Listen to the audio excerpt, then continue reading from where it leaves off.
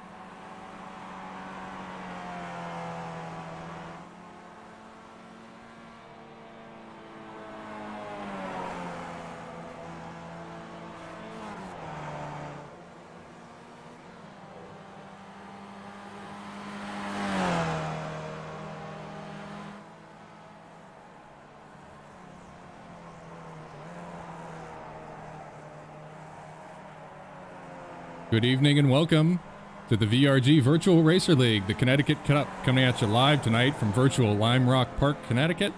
This is Ian Wisbin back in the booth here for the VRG. Currently going to have an hour of practice followed by a 20-minute qualifying session and then a 40-minute race here. You can see there in the background Stefan Vapp out there scrubbing in his tires here.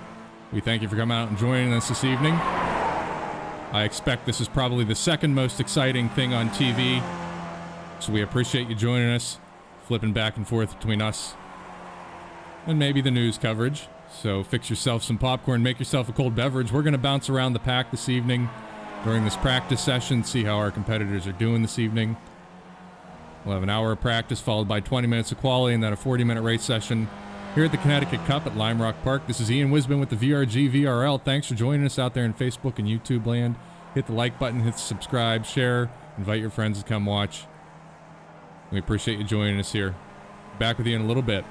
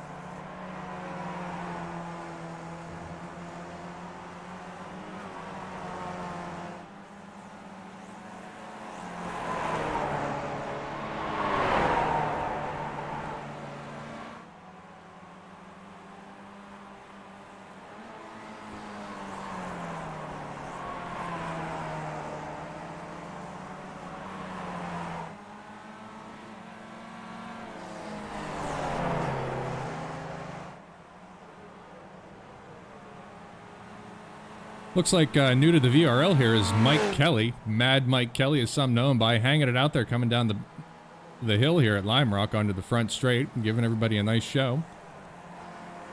See how Mike does for us this evening. Gonna have to go back to our previous race results, as your broadcaster here was a bit off the grid last week, so didn't get a chance to really touch base as to what went on.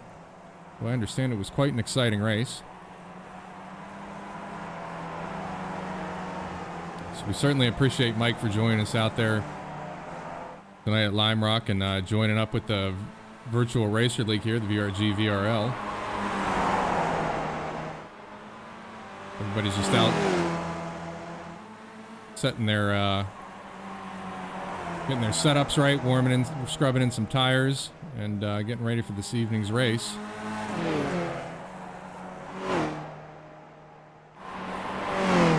Back to back here with the Racer Walsh sponsored ELB extremely low budget race team, Jim Karamanis, Ralph Padgington.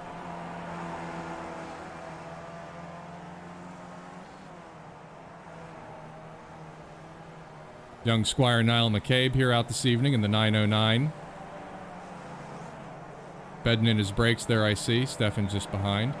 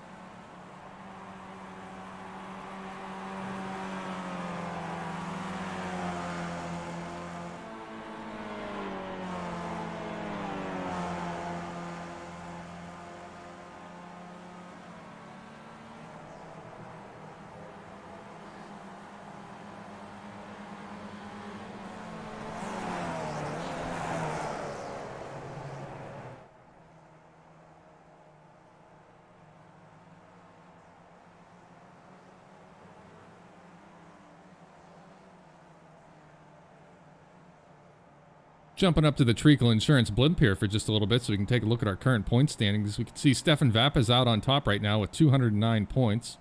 Currently leading here in Season 4, the VRG VRL.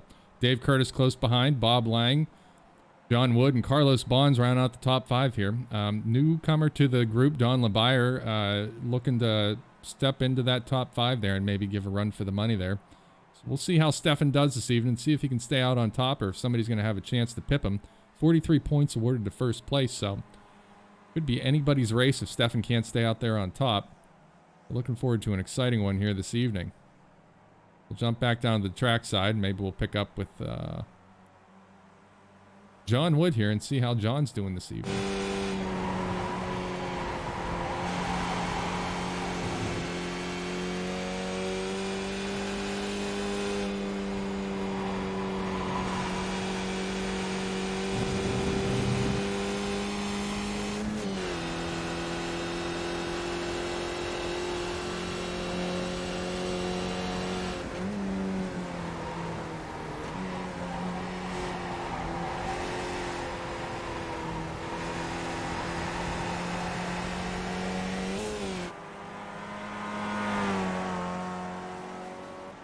Currently on top of the timing sheets here in practice, John Wood must have watched another one of those excellent Steve Ficacci how to go fast at insert track name here videos on YouTube. I expect that Stefan's going to come back and challenge that. John out on top with 58.617 currently. Of course, maybe he's running an extremely light fuel load or perhaps one of those qualifying only Formula One engines that revs a couple thousand RPM a little higher, but only for one lap, so get it right.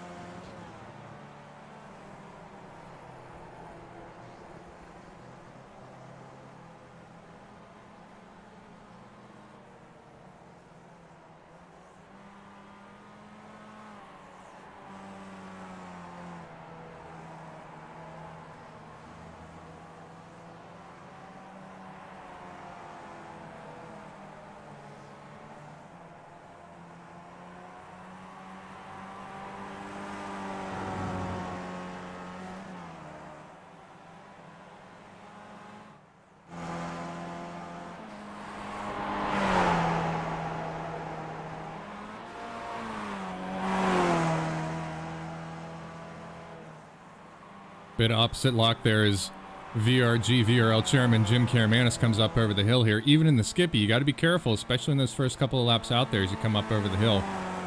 It's enough to unsettle the car, and if you don't have the wheels pointed deadly straight when you come over top, it can be a handful and oftentimes cause a bit of an off, if not meeting a bit of the Armco.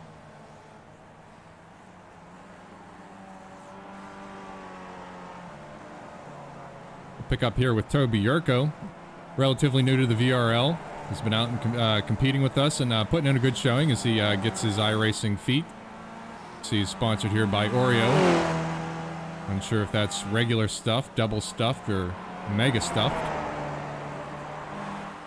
Best of luck out to you there this evening, Toby. Thanks for joining us.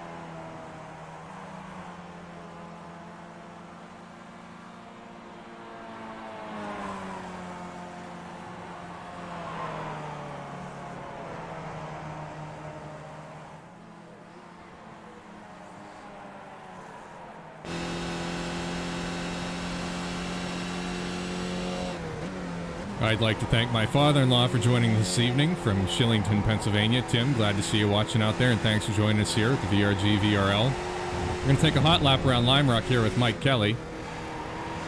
I expect Mike's probably learn his way around here a little bit in the Skippy. Not sure if he's had any prior race time in the Skip Arbor. It can be a bit of a handful, particularly if you're coming from the more powerful cars in iRacing. Obviously got some heat in his tires as he's attacking the uphill with some vigor.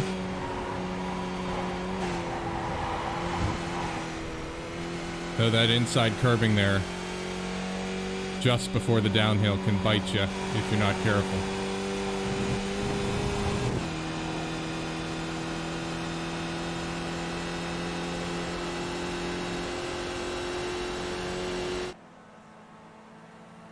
And Bob Lang stepping out on top here in our qualifying session. Nice little four-wheel drift there as he comes around the big bend. West Bend.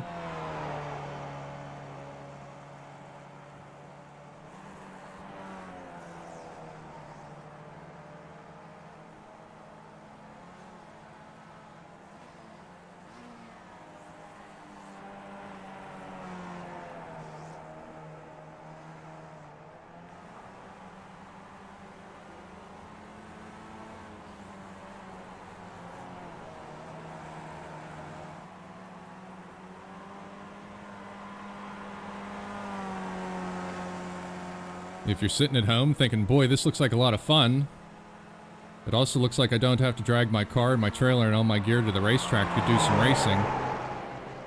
And I live in the Northeast where it's probably going to be cold and probably snowy and icy for the next several months, and you'd like to get involved with the VRG VRL. Swing past vrgonline.org, send an email to info@vrgonline.org. Get in touch with us. Certainly happy to show you the ropes, tell you what kind of gear you need to get. If you've already got a sim rig and you want to come play with us, happy to have you. Heck of a way to pass the cold, dark winter with friends out on the racetrack together. Let's pull up the weather real quick. Looks like today's date is May 15th for the race. It's a balmy 78 degrees Fahrenheit, decent humidity, partly cloudy, and a track temperature of 107 degrees Fahrenheit. Perfect day to be at the track from the comfort of your own home.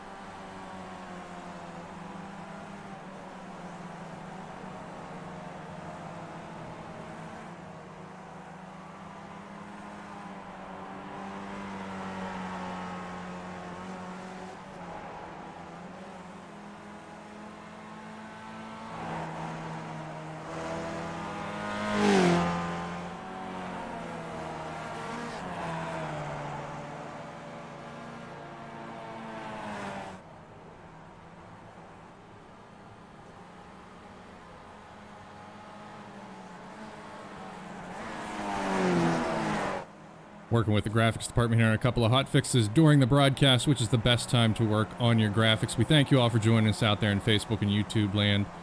Appreciate you watching us here at the VRG VRL. This is Ian Wisman here with the VRG this evening. Bob Lang looks like he's getting real close to Ralph Padgington, a.k.a. Ralph, the other Ralph. It doesn't look like Ralph Solomon's out this evening. Probably have a number of our drivers just getting home from taking part in that great American process of voting. We thank you for going out and voting today and joining us here this evening and kicking back, relaxing, watching a little iRacing. Stefan's back on top of the timing sheets with a 57.778. Put a bit of time and space between Bob Lang and second. Looks like Mike Kelly is quick though. Newcomer to the VRL, going to be issuing a challenge here. We got a couple other people who are just dropping in to the practice session here.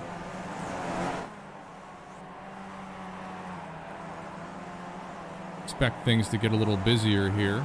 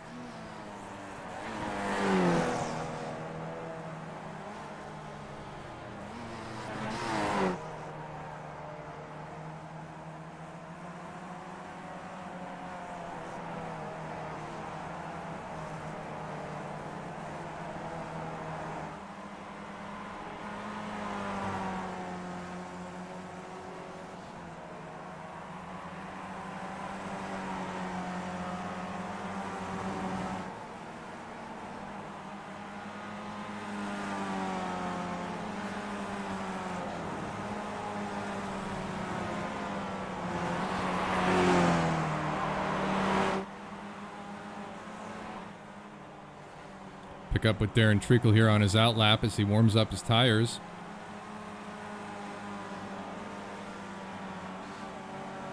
Darren's second race back with us after competing at the SCCA National Championship runoffs.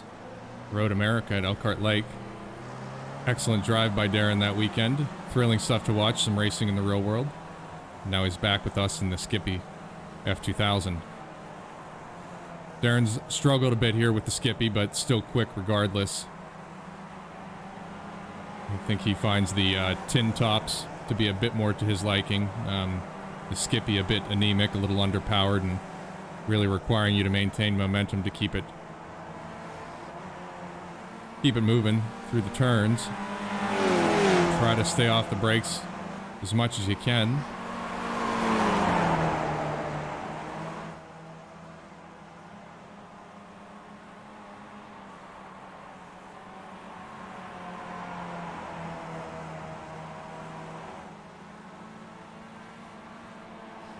Pull up the dashboard here and we can see what kind of times Darren's doing here, what kind of speeds. Come down the Sam Posey straight here, headed into turn one.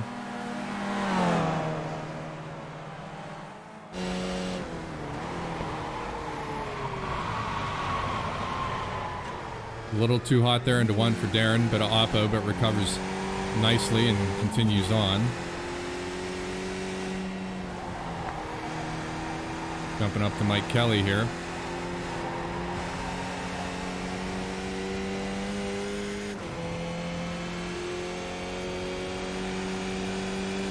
He approaches the uphill.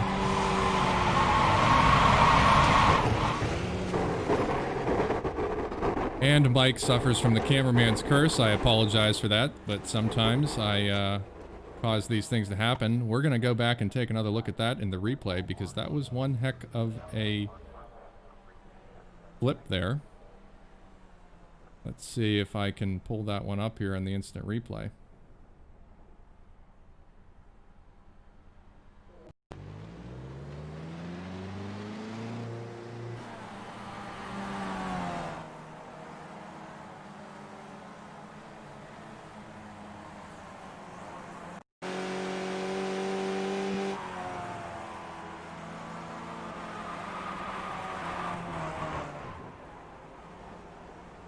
Alas, I lost it in my instant replay. We'll find that one, come back to live action. Picking it back up with Mike as he's left the pits.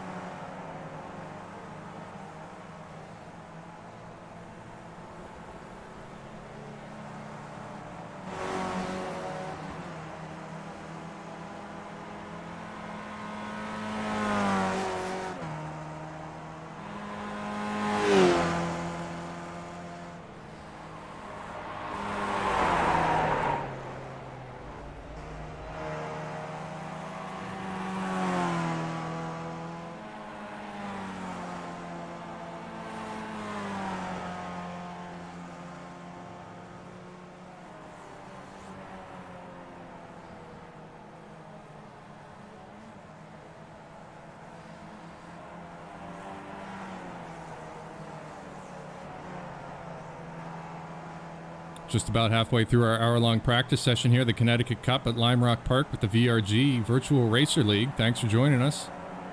We'll have another half an hour or so of practice, followed by 20 minutes of qualifying, and then a 40-minute race session here. Currently following around with Scott Kruger,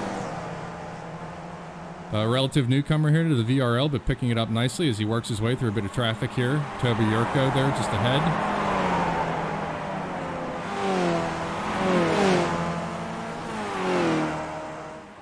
Ralph Padgington just ahead of Toby there.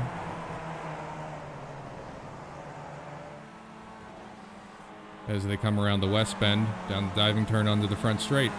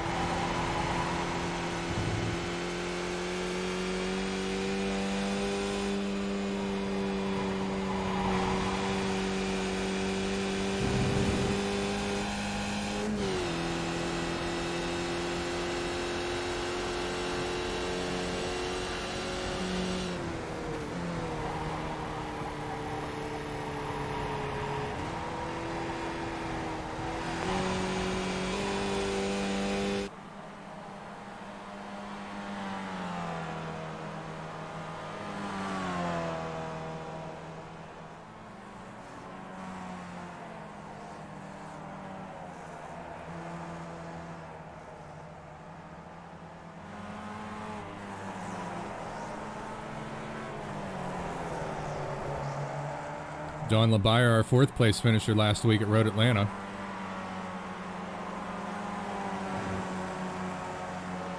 And also just outside that top 5 here in our Season 4 championship. Don's been quick since joining the VRL. An excellent competitor. Always quick with the setup tip. Perhaps how much fuel to carry.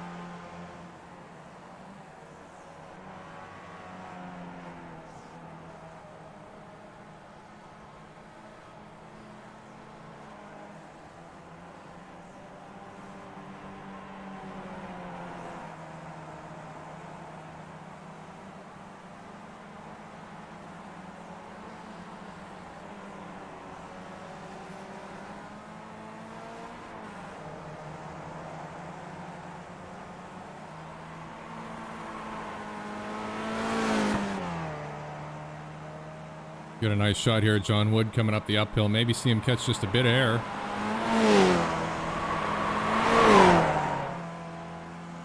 You can see, I think just behind John Wood there was... I think that was Darren Treacle. Might have gotten a little loose coming up over the uphill.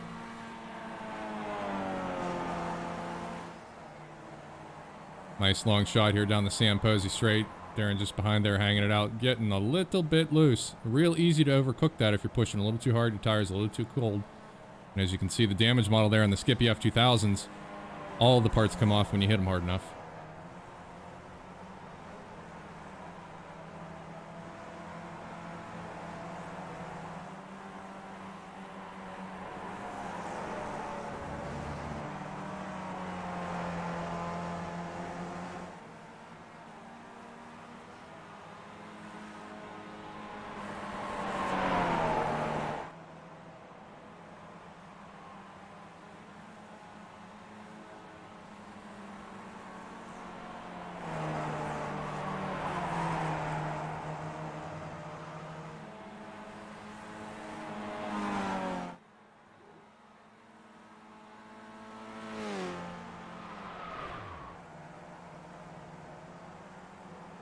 John Wood also having a bit of trouble there at the bottom of the downhill. Might have to check the track, see if there's a bit of oil down.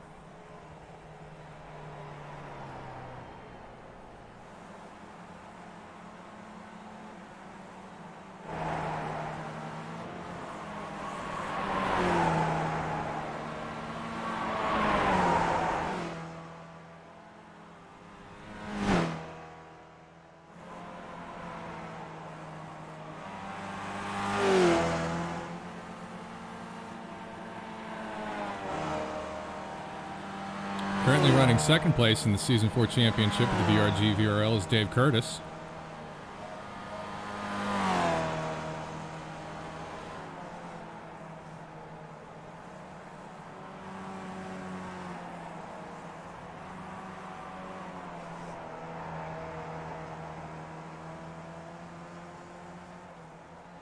I thought for a moment that might be Carlos Bonds, as it looks similar to one of the liveries that Carlos tends to run, but I see Carlos has just joined the session as well and will be out on track shortly.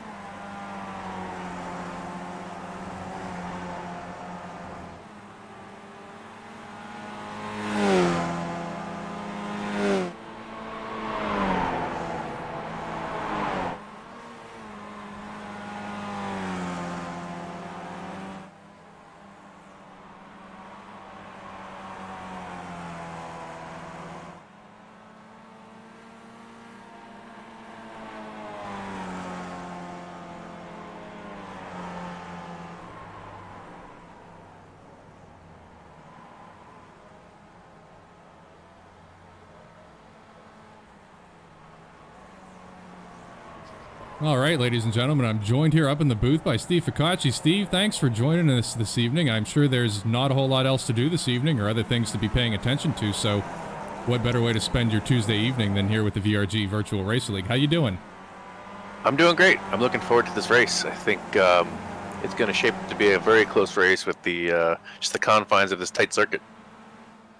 I agree. I've been watching the lap times here, the first half of this practice session, and everybody seems to have gotten a bit quicker. I'm guessing they watched another one of your excellent instructional videos. Yeah, I hope it helps.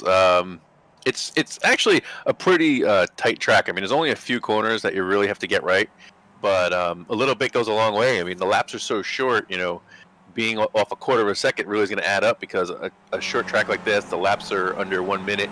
They're really going to add up. So, I'm looking probably, I guess, 43 laps maybe, somewhere in there for the whole race. So if you're off just a little bit, it's going to stack and you're going to find yourself behind. Well, it's been fun thus far. I see Darren Treacle was a little late to join us, but he's up there. He's currently third quickest. Don LeBuyer's clawing his way up there. Stefan, of course, always quick, but it looks like Stefan's going to have a challenge this evening. Even a newcomer to the VRL, Mike Kelly, was up there for a little bit. So this looks like it's going to be a fun one. And yeah, to your point, Steve, quick laps here at Lime Rock. You can't really afford to screw up anywhere because you're going to lose it quickly. Yeah, what I'm expecting to see is several drivers all in a very tight window of time, and the difference is just going to be about managing traffic and not making mistakes.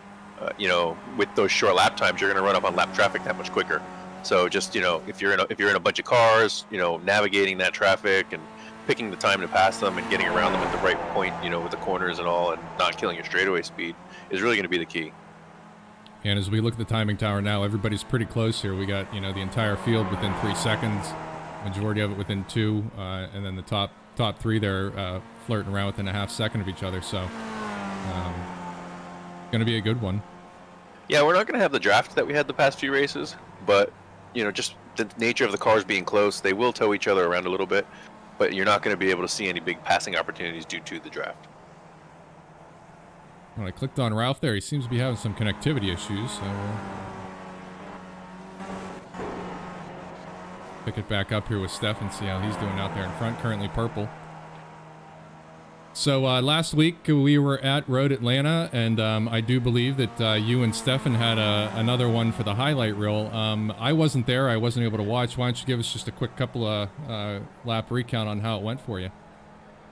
Yeah, it wasn't a bad race. I think Stefan and I were both trying to play some games, trying to see if we can get some separation.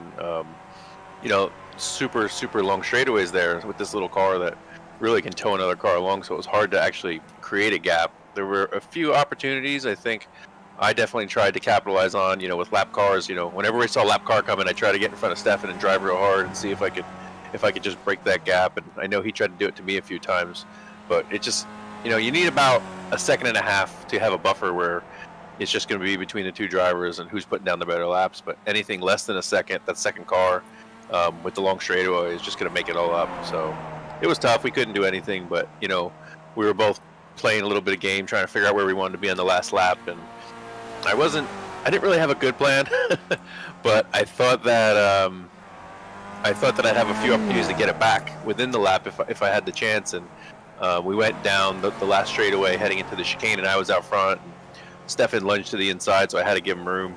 And we made the turn up the hill, and he was at the apex, so I had to wait a second to get around him. And I was on the outside coming through the last corner, and I missed my turn in a bit. I don't think I could have got him, but I think there was probably a 50-50 shot. It would have been real close to the finish line if I was able to stay tighter to him, but I just missed the turn in, and I was a couple car lengths wide, and that was it. He had the race, and he deserved it. He ran a good race, made very few mistakes. He struggled a little bit with turn 2, I think it is, where you come up over the hill, it's blind, and he knocked a couple cones out, and I think he was pretty fortunate. Usually that'll give you some front end damage, but I think his wing was still intact. But that doesn't always mean the car's running at 100%. But he managed a good race, so congrats to him. Yeah, it's real interesting on the other side of a hard fought race like that, just how much it pays to plan ahead and put some thought into it. Certainly, you can go out there and drive like hell, but you do have to exercise some caution so as to not throw it away, scrub the tires off, not really have anything left there at the end. So Yeah, this car you're not going to kill the tires on this car, but you could definitely hurt the car. So I mean, I think you can do a little bit of floor damage. I've seen people drive around with some rear wing damage, and you lose any bit of that front wing. I made a mistake at Watkins Glen, and I damaged the front wing, and it probably wasn't even visible on the broadcast, but I could see it later in the replay because I knew the car wouldn't turn as well, and I was down a few miles an hour. So, sometimes the damage isn't even visible, but it's definitely going to affect your performance on the track. So you try to save as much car as you can for that last few laps, and it didn't work out last week for me, but worked out for Stefan. So, like I said, good for him. Oh, unfortunately, Darren there getting collected by Niall. Unfortunately, there. Well, another great race. Then I'm gonna have to dig up the replay from somebody and or watch it on YouTube and check out the coverage because unfortunately I missed it. I did take a number of practice laps there, and I'll tell you that turn 2, I just could never really figure that one out. The only time I was ever able to get it was when I was pretty upset with myself and just kind of on just raw instinct and kind of threw it left, threw it right, and made it. But it was a fun one. I'm going to go back and get better for the next time that we're there. Yeah, that turn 2 is real tough. For me, it was just a matter of doing it enough to kind of have a better feel for where the corner is. Sometimes a corner like that, you'll look maybe beyond the hill, and look at the trees and find a good spot. But I just couldn't find anything that worked for me. I guess, and I'm not sure if we have the setting in the league, but if you turn on the racing line, that might help you. I don't know if we're allowed to do that in the VRG here. Jim turns it off, I think, in a lot of cases, which I do practice with the racing line on it, particularly because at the tracks that I've absolutely never been to, just to kind of get the gist of where I should be going, and then I start to look around for those visual indicators. But that turn 2, to your point, there's not really anything there to use as a reference, and I didn't do it in VR, and I should have, because I think that probably would have made it a bit easier. Definitely helps. Yeah, it definitely helps. And I told the guys in the in my video I did for them, I said the trick for me is approaching the corner the same way every time. So I like to stay to the left, hug the curb, and this way my car's set up in the same exact position. So I think I have smaller room for error. Where if you're maybe coming at it from a different spot every time, you're not going to see it the same way every time, and that'll throw you off. So just try to be repeatable on your entry, and I mean it's a competitive class, so you want to be you always want to be repeatable and consistent. So it just pays off to, in a corner like that that's tough, to give yourself the best chance you can. We'll pull up the championship points there real quick. We'll take a look. Stefan's currently out on top, 209 points, but we give 43 points to the first place finisher. So if somebody's able to pip Stefan here, could make up some distance here. This is race 6. We got 8 races here in season 4. So a lot of people within striking distance have taken the championship here from Stefan. Steve, I see down there in 15th, 85 points. I'm a little further down. I think if I click the next page, maybe I'll show up there and see where I'm at. So maybe you and I get another race in before the end of this season, and we'll have the broadcasters battle and see who takes the championship there. I think we had who was it? Mac at the booth last week. So if we get some new guys in the booth, it'll give us another chance to get out there. For sure, Mac sounded like a natural. I heard a bit of it. I'm gonna have to see what he charges and see if we can't get him to jump in here on occasion. But quite good stuff there from Mac. I mean, Mac's been flagging. He and his wife Lee. FIA corner workers working the Formula 1 races have seen some stuff in their day, and he certainly has an eye for it. And he's also got that, he's got a voice for radio, or is it a face for radio, I guess they say. Yeah, he did a great job last week, that's for sure. We got just under 10 minutes left here in this practice session, then we'll do 20 minutes of qualifying, followed by a 40-minute race.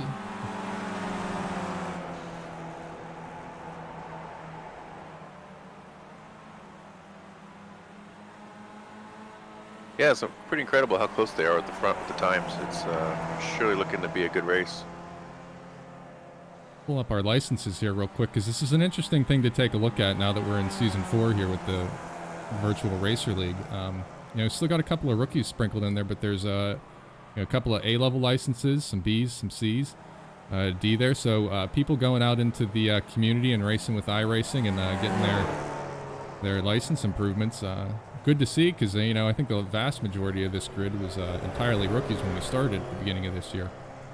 Yeah, I've said it before. It's incredible how much better everyone's gotten. I mean, they started from square zero with, several guys just buying equipment just to do this with us, and we broadcasted it, which which is tough on them. I mean, it's a very hard thing to learn, and they've done great, and the progress has been amazing.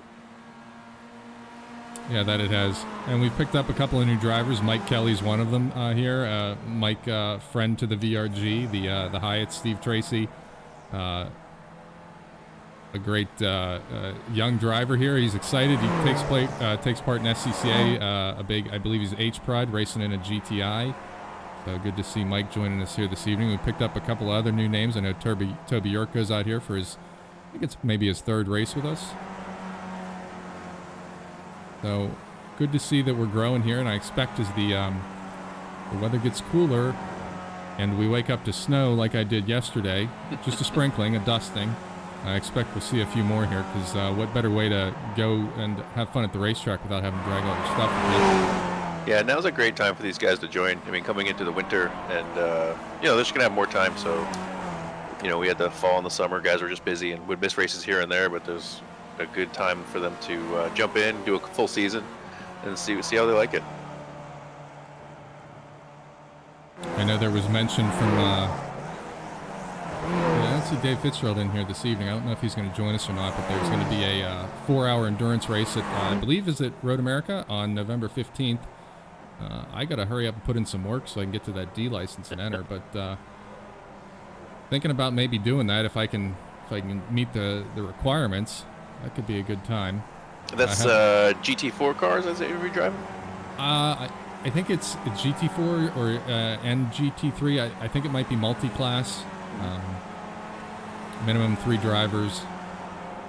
It'd certainly be interesting. I've never done an endurance race, so even changing drivers is going to be a new thing for me if we get around to it. But get up bright and early on a Sunday and go drive for 4 hours in my PJs. I've done a few. They can be enjoyable. You get a good group of guys to race with, and the driver changes isn't something to be scared of. The strategy, planning ahead, it's fun. It adds a new element to what you're doing. I think as we talk here, 40 minutes here, you just want to protect the car. Well, on 4 hours or 6 hours, whatever it is, it's even more so. You don't want to do anything stupid for one position here or there that's going to jeopardize your long-term goals. Right. Doing the fuel calculations, figuring out when you got to pit. Yeah. If you do take damage, do you want to fix it? All those things I've kind of picked up by watching a couple of YouTube streamers.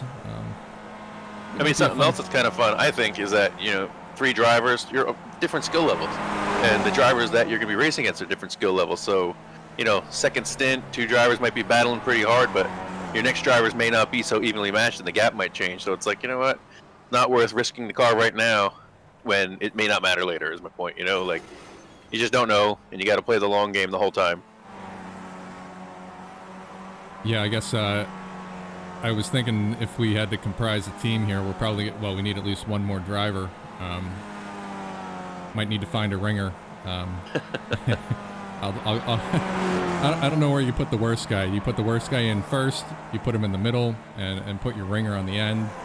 Well, so the start is critical. The start is when all the action happens, so you really want somebody who's going to be safe and, have a cool head, and when things get heated, it's good, your opportunity for some 3-wide battles on that first lap on cold tires. So you need somebody who's going to protect the car just those first 3 laps and get you to the pit stop safely.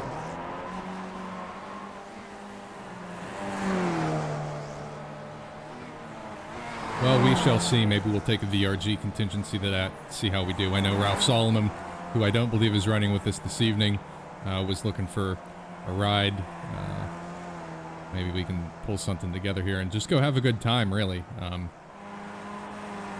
4-hour race. I think if you're even slightly interested in it, you should just get your feet wet so that when you do put all the practice in, you know what to expect. Like later down the road, you think you might want to get into endurance racing. You don't want to start the season fresh without any experience. So a race like this, that's kind of a one-off, is a great opportunity to jump in and see what it's like.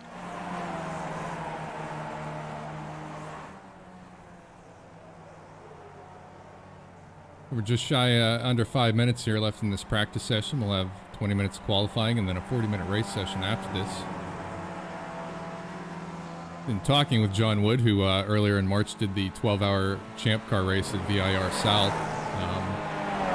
He, my father, Kevin, Michael, all went down there for their first endurance race ever and did a 12-hour race.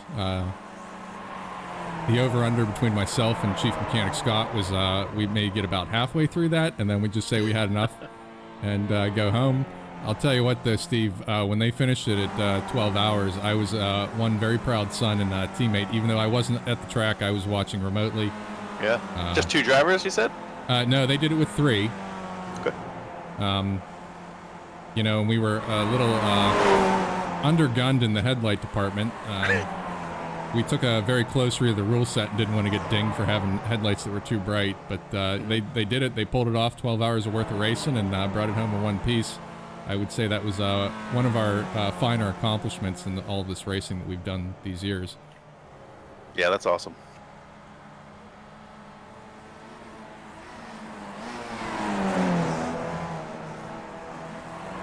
So what kind of car did they drive? It's an 89 BMW 325 IS. Former Spec E30 car from the South. That group down in the South puts together some really nice E30s, and one of them came up for sale, and we got a nice deal on it. And it was the first, really ready-to-race car we've ever bought, because I think we've all bought a car that was ready to race. And that proves not to be the case. But this one, in fact, aside from accommodating a driver crew that was at least 6'4", that was really the only thing we had to do was make it fit the giants who race out of our paddock. I guess the trick is having 3 of them, right? Yeah, I was supposed to be the 4th guy. I have a really big pillow that I sit on so I can fit.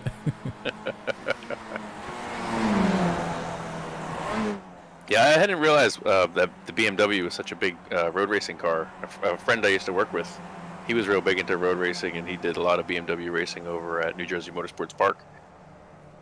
And he was always trying to get me to buy one. I was like, I don't know, man. I didn't know BMWs were a thing. I mean, we've got the E30, and we've been racing a 2002 for years, and the 2002, knock on wood, has been dead reliable and really a great car to cut our racing on in vintage racing and kind of grow into it. So if anybody out there is listening and thinking about buying a BMW to go racing with, I would highly recommend either a nicely prepped E30 or one of the lovely 2002s that may be out there in the world.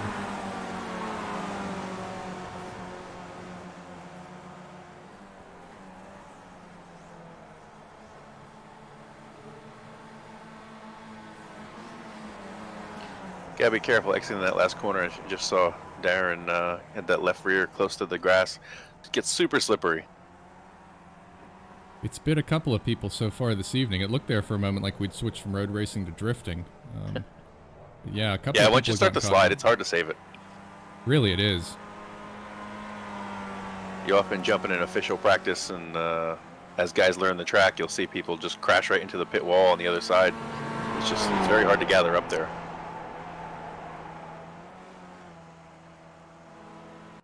So that'll do it for the first hour of practice here for the Connecticut Cup at Lime Rock Park with the VRG Virtual Racer League. We'll come back here with 20 minutes of qualifying. Pick up our group as they're leaving the pit lane here. Get the cameras to head on down that way. Stefan's out first.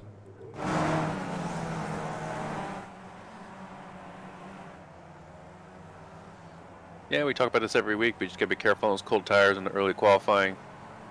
And it's gonna take him about 5 laps till the car is at its best. Even then, there's probably a little bit more after that. But you definitely don't want to have to keep resetting and getting cold tires on the car if you're making mistakes.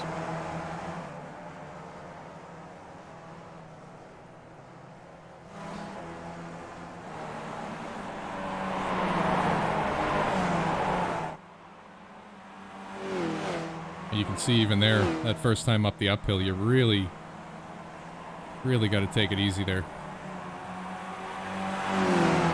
Somebody who's doing a little extra steer in there.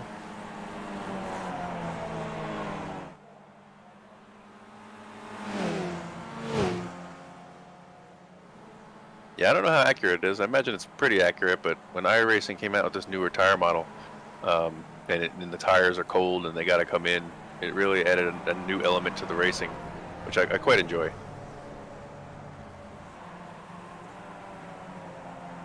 I think this car also runs on grooved street tires, which take a little bit more than the slicks we usually run on. Yeah, and us vintage guys all generally run a treaded tire. I don't know really that there's anything off the top of my head that's allowed to run a slick, so you know, we're all generally used to a tire that takes a little time to come up to temperature. So I would say the Skippy's pretty accurate in that, but you know, it's still a bit to get acclimated to in the virtual world. But yeah, to your point, I mean, I myself generally sit back for about 2 laps before I really start to push it.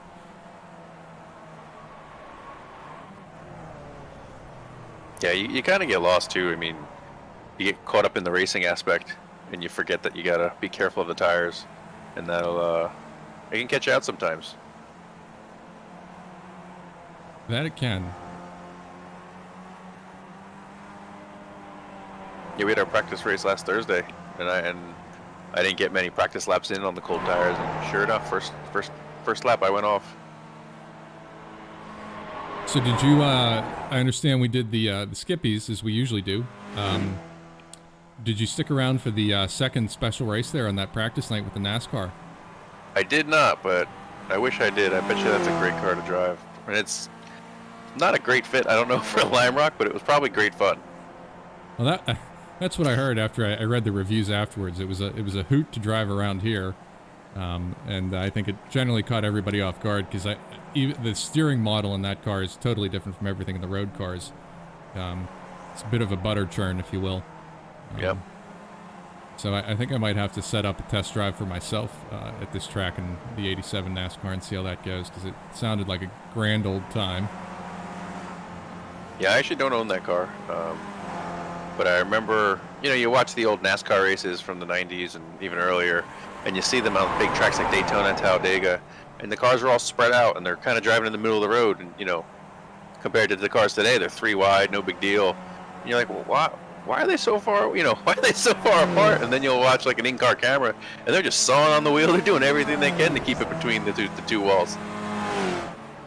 Yeah, it's really a change of pace, and even taking it to one of the super speedways and, you know, some AI racing and running 3 wide down the front straight, it brings a whole new meaning to watching NASCAR. I didn't necessarily understand it, Yep. and I don't really, because I've only done it in the sim, but I'll tell you what, it's a blast. So if you have the opportunity, or if we do it again, I think there's talk, perhaps in season 5, of perhaps putting an oval race on the calendar in one of the NASCARs, so we might have a chance to all do it together. Yeah, that could definitely be fun. So we're coming up on 5 minutes into qualifying here. Stefan Vappa out on top, though. Mike Kelly initially taken fast this time, and Darren, of course, also quick. We'll see who comes out on top here.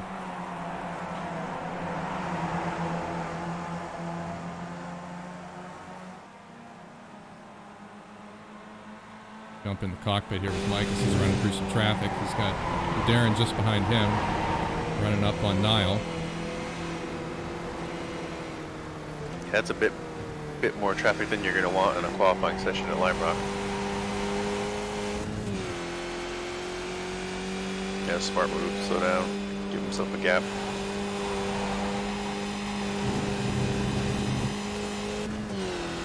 So we were talking before about the tires coming up. We're 5 minutes in, so only about now can you really start, you know, going for those hot laps. And with only 20 minutes of qualifying time, really not enough to make a mistake here. You know, you might get one more attempt if you have an off here right around this 5 to 7 minute mark, but you're going to be running very, very short on time after that. Yeah, so you see these guys in the pack, and you know, if you're at the point now, or you just warmed up your tires, it's not worth pushing it to get this 1 lap in. You know, it's smarter to wait, give yourself a little bit of room where you can have a few laps afterwards. You know, this track's so narrow, the car in front of you has an issue, it's going to be hard to avoid them.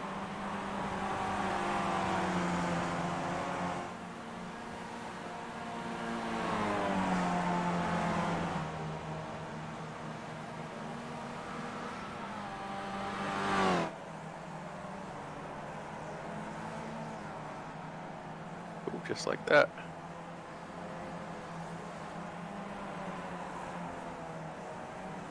Bit of synchronized spinning back there. It does look like Mike Kelly went 2 feet in, which is what we like to see.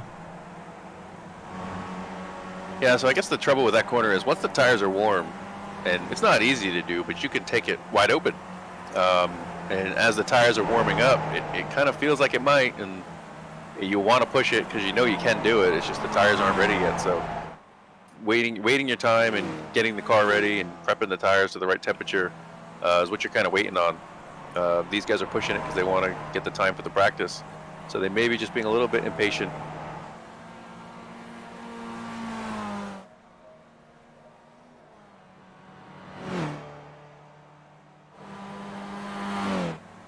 Darren stepping up to the top of the timing sheets here in qualifying.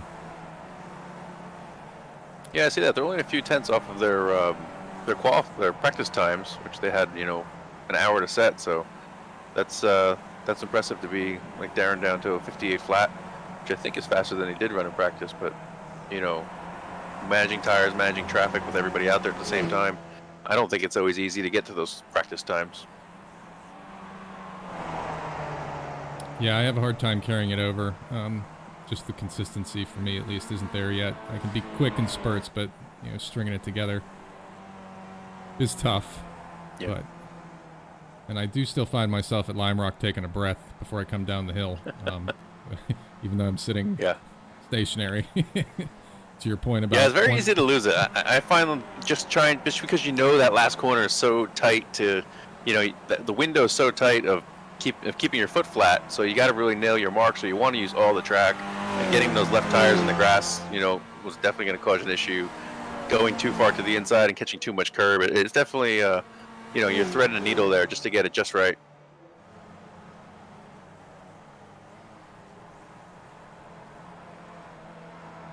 Great shot right there. Carlos putting in a good lap there, jumping up to P3. Wow, I mean, a couple more inches and that would have been a disqualified lap because he took a little bit too much grass, but he's definitely using all the road.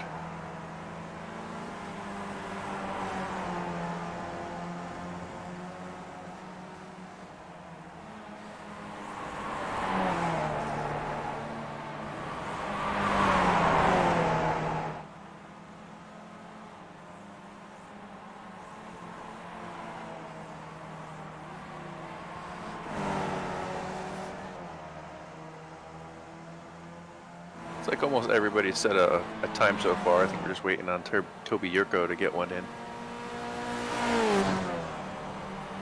About halfway through this qualifying session here.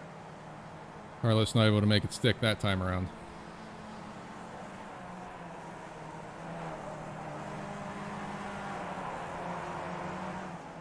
I mean, you can slide the car through the corner. It makes it a little bit easier to make it through, but you're not going to carry the exit speed if you do it that way. So it's kind of a balance.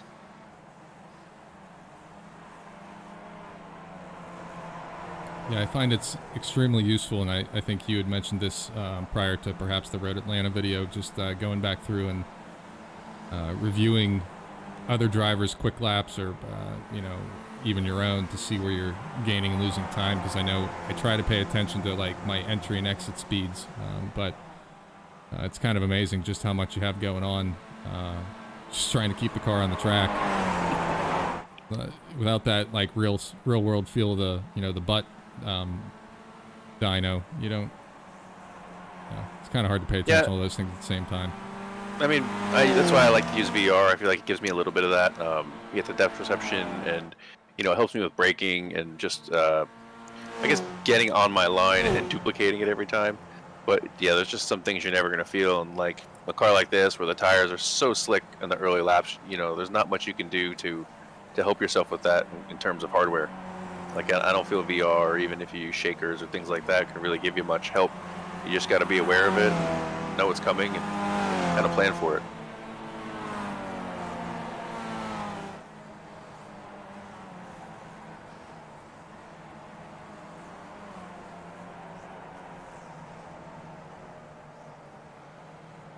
That didn't look like it ended well. pull up the weather real quick, see what it looks like. Track temperature is 98 degrees. Practice, it was 107. So the track temperature is definitely changing a little bit.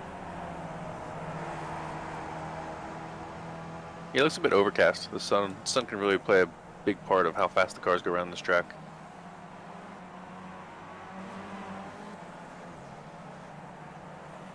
Stefan Vappa down to a 57.5. That is a fast time, considering all the the cars on the track. Pick up with Stefan here, watch him for a little bit. We're past halfway here in qualifying. Stefan looks to be purple in all the sectors thus far.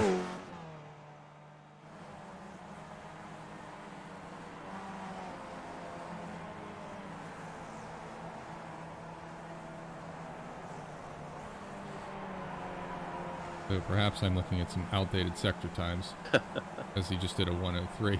Yeah. Yeah, with that 57.5, that's a fantastic time.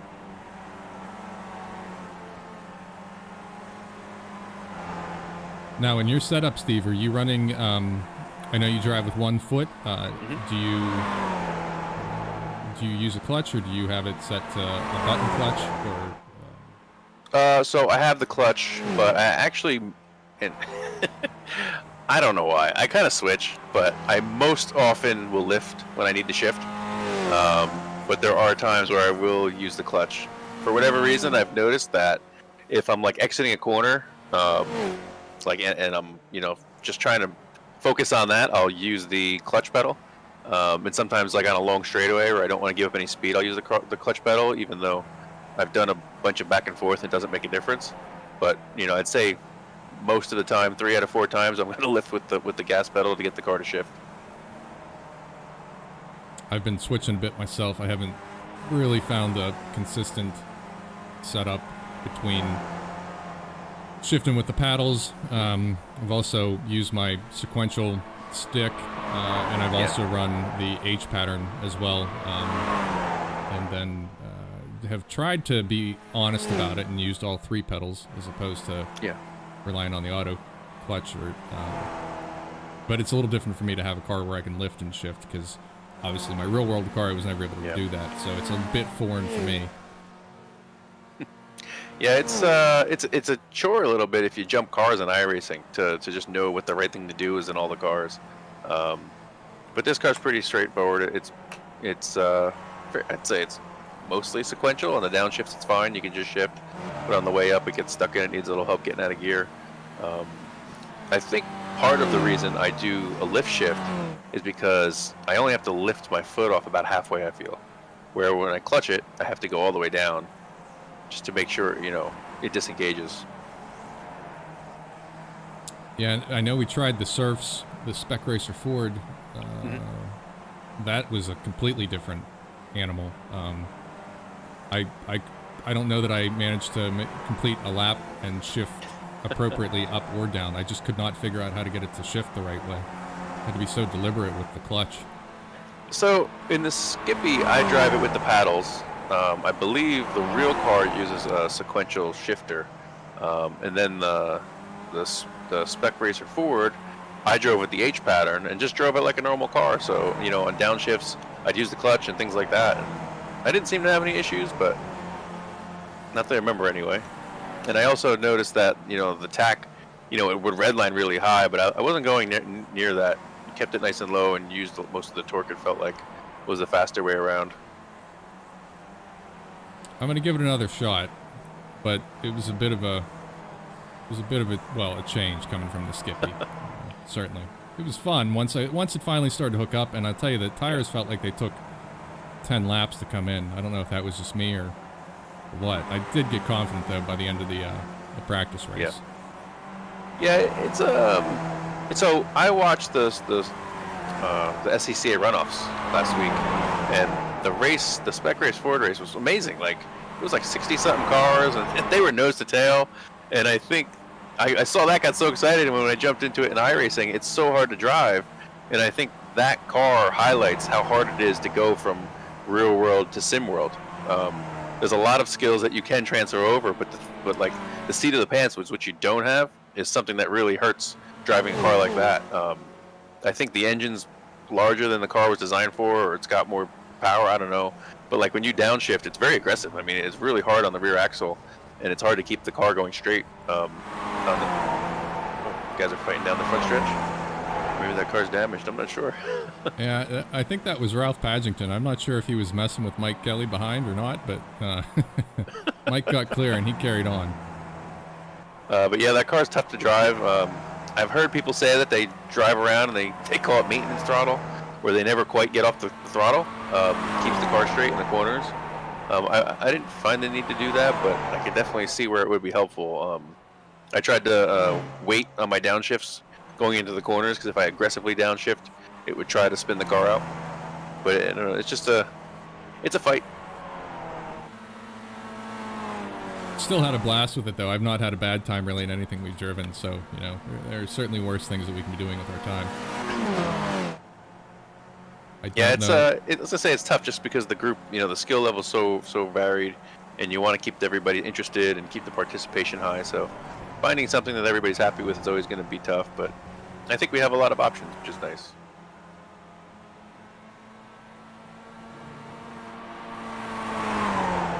So we're winding down here at the end of our qualifying session. We're going to follow Darren Treacle around here a little bit, see if he's able to pip Stefan Vappa, currently out on top with the 57.454, but Darren's not far behind. Looks like he's hanging it out here, so we'll have a couple of more laps to try and take pole position here for the Connecticut Cup at Lime Rock Park. Yeah, those are great laps by those two. At this point, they're both on the front row, so I don't think it's really going to be a disadvantage to not be in the front, but just got to, you know, start planning out your first lap, try not to get run over from behind, and get those tires warm as quick as you can. Darren Treacle took it. Wow. Yeah. Now up on top. We'll jump over here to Stefan, see if Stefan can answer.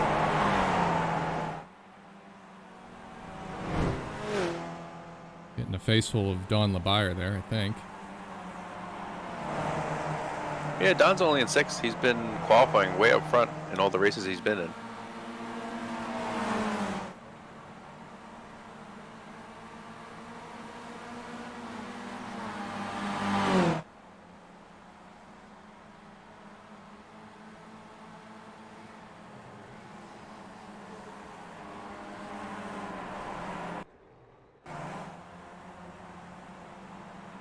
Stefan not immediately able to answer there, but now he's out from behind Don. We'll see if he's able to pick up some time here.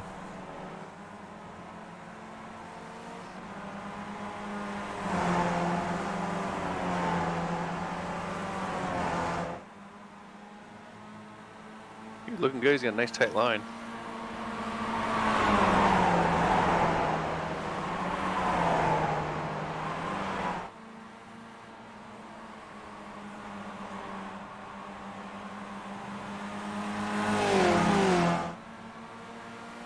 Seems like they're both right at the threshold of about all this car's going to have to give in these track conditions.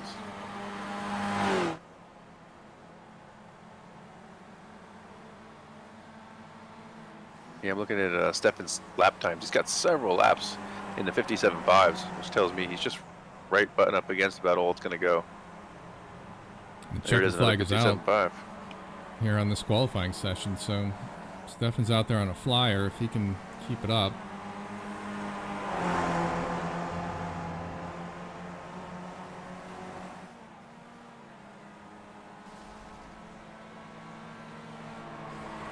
Looks like he's going to be content to start from the outside of pole.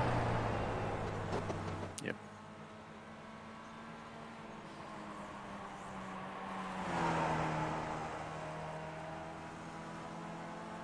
I mean, most of the field's in the 57 and the 58s, so it's looking to be a good day.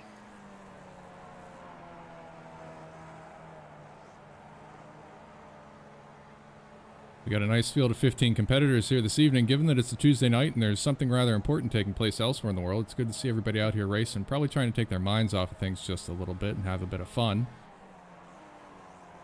Don LeBayer jumps up to 3rd.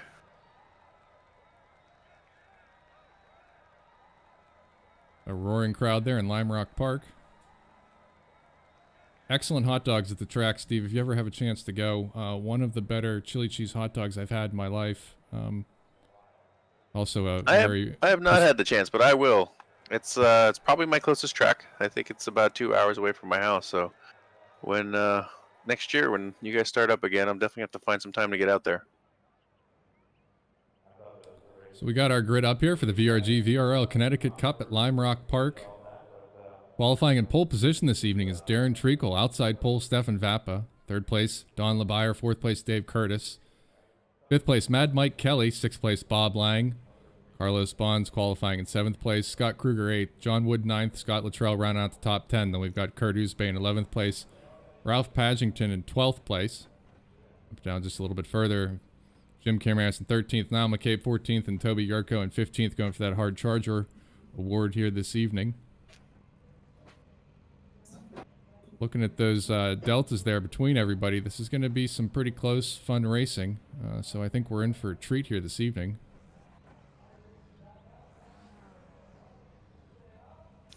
We're gonna have a standing start today. Last week we had a rolling start. We'll wait for those starting lights to pop up here.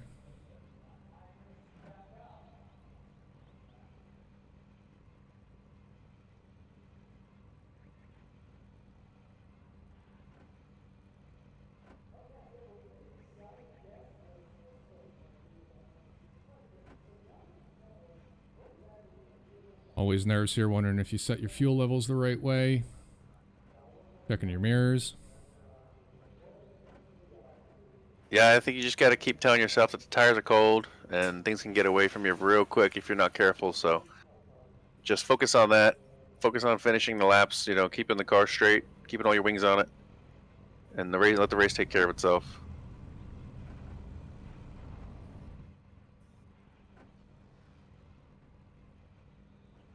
I think we've got everybody out on the track and the lights are up. We're going to go green racing here in just a moment.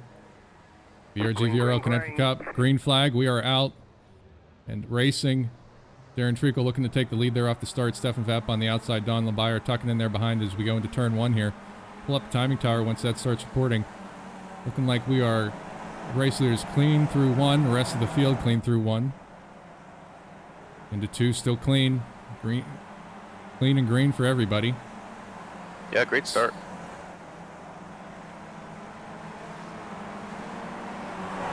Stefan, Darren, Don, Dave, and Mike Kelly, top 5.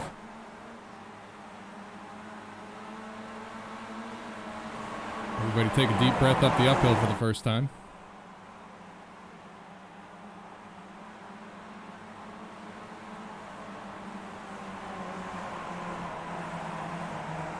Oh, I think I saw a mirror bouncing. A little bit of contact a little further back there. Down the hill the first time onto the Sam Posey straight. Stefan Vapp out in the lead. Darren Treacle close behind. We've got 2 spins. We've got some synchronized spinning there, backing across the track. Bit of chaos in the back. We'll get that cleaned up, everybody back in the pits and back out on track.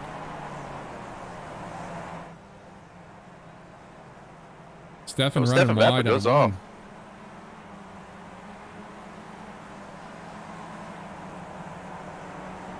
It looks like Michael Kelly, he's missing a nose cone, so that's probably what I saw bouncing across the track. Definitely not going to help his cause, but fortunately the straightaways are fairly short at this track.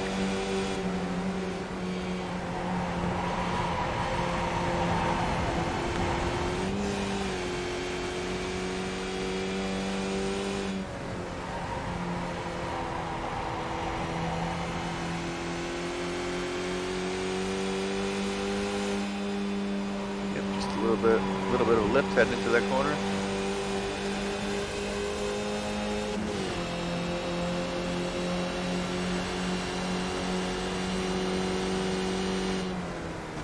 Michael lets him through.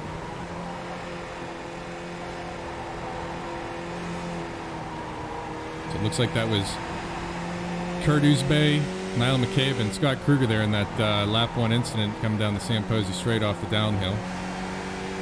Riding along with Stefano in the cockpit as he fights his way back up after going wide in turn 1 on the previous lap. Dave Curtis just ahead. Don LeBayer and then Darren Treacle out there in the lead.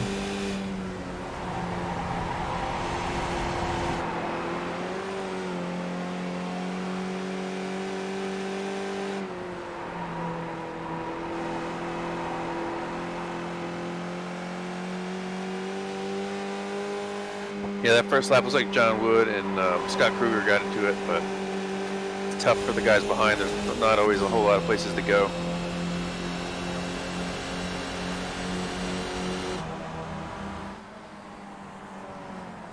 Stefan diving to the inside of one, making his way up to third place.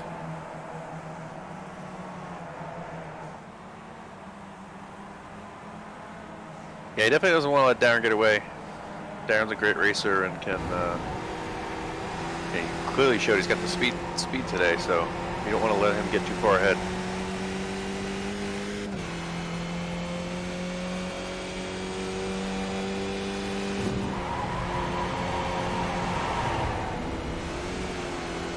Oh, there goes another nose cone.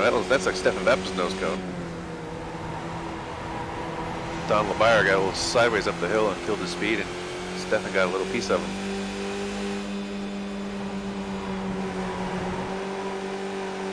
No, it is there. Maybe some detritus from the previous lap? Well, if you look, Don's rear wings knocked a little askew, and I think I saw his crash box on the back was a little crooked as well.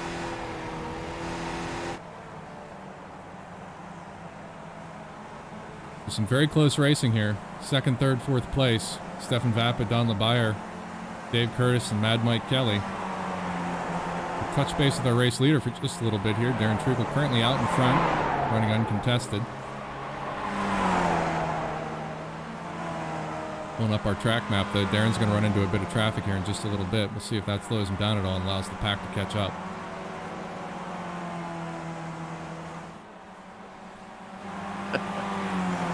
I had to go back and look at the replay. It looks like Stefan Vappa's nose cone got popped off, and then Netcode gave it back to him. Have to thank the Netcode gods.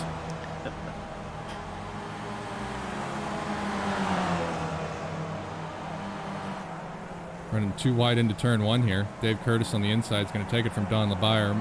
Mike Kelly sitting on the outside watching, letting these guys battle it out. Looks like we've caught up to that traffic ahead. Niall McCabe and Toby Urko. Darren Treacle just ahead, so he was able to navigate that pretty quickly. Yeah, Stefan's going to catch these cars in the worst possible place. The front stretch is where you want to get it done. You can pretty much pass most people on the front stretch, even if you're on the inside heading into turn one with losing minimal time.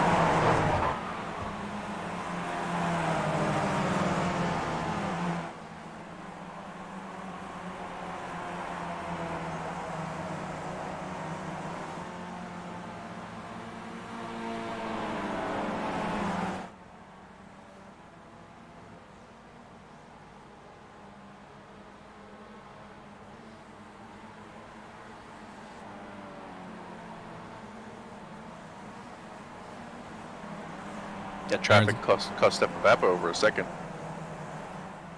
Yeah, Darren's stretching it out now. He's within sight, but yeah, to your point, Darren's quick, and Stefan's going to have to hustle here. Did we lose Mike Kelly there?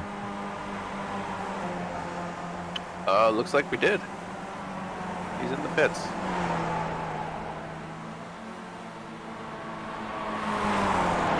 Jump back here real quick, see what happened to Mike Kelly.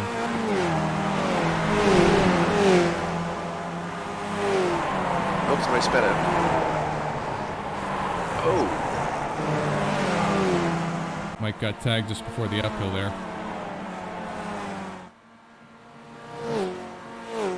Hate to see him crash like that, but man, the new damaged model looks great. Doesn't it, though?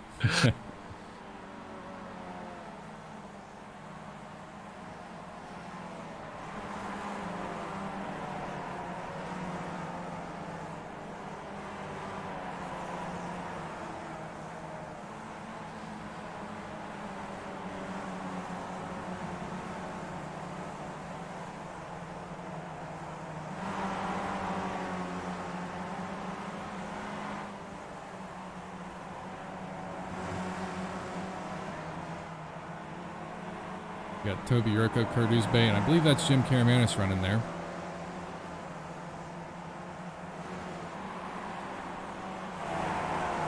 Jumping back up here, Stefan's making some distance now. Getting ahead of Dave Hurst on the buyer. Darren's still within sight. Looks like Stefan's able to at least maintain. He's not necessarily losing to Darren.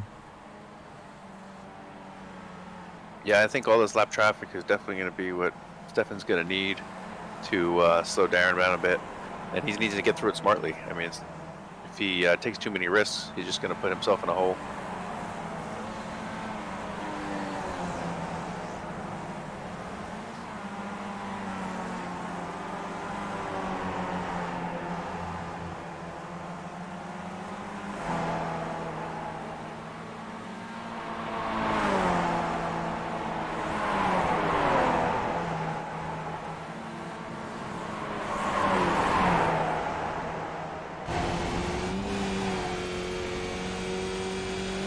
On board now with Carlos Bonds in the Sanrio Hello Kitty sponsored Skippy F2000.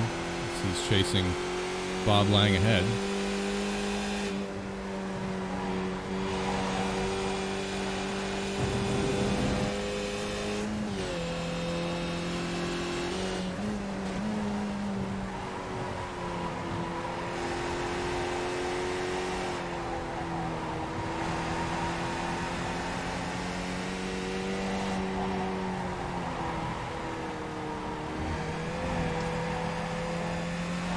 Yeah, I'm just looking at the back of Don's car where Stefan got into him. I noticed that the rear cover's knocked a little loose and the rear wing is a little bit crooked. Curious if that's giving him any ill handling effects.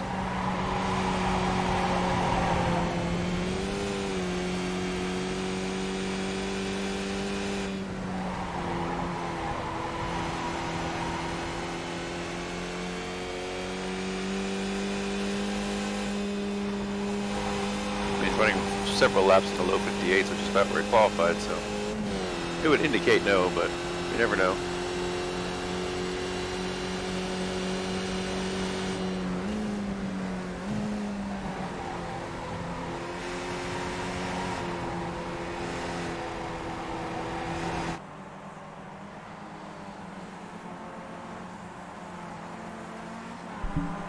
Picking up again with Stefan. He's cutting into the lead that Darren has. Slowly but surely. Yeah, he's knocked about a half second off it in the last few laps.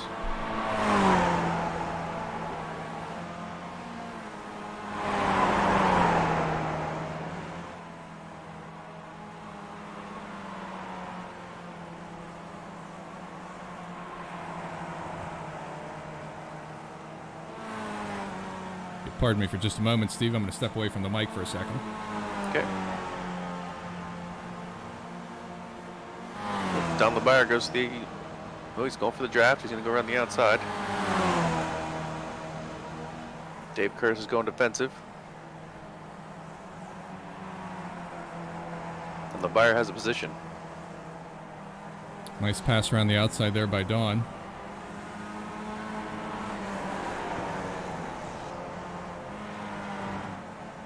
Jump back quickly to Carlos Bonds and Bob Lang.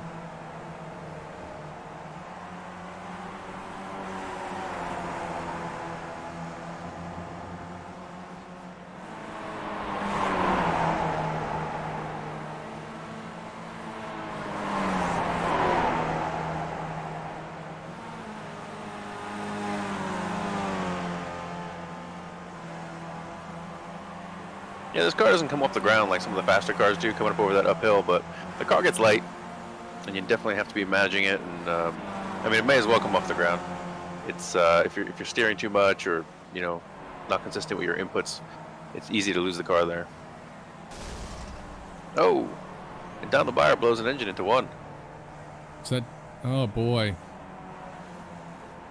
must have missed the shift there. Unfortunate for Don.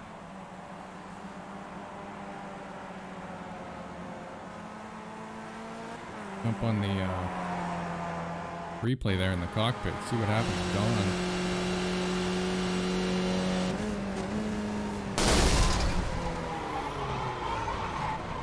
Don. Yeah, that's probably what it was. Unfortunate there. You can almost hear Don using some choice words. Yeah, the only way to really do that is to use the clutch on the downshift. If you do not use the clutch, it won't let you downshift at the wrong RPM. So it's kind of a safety measure. Ah, pro tip. I mean, there's times where I know it's safe to go in, and I'd like it to go in, but I just keep hammering away on that paddle till it goes.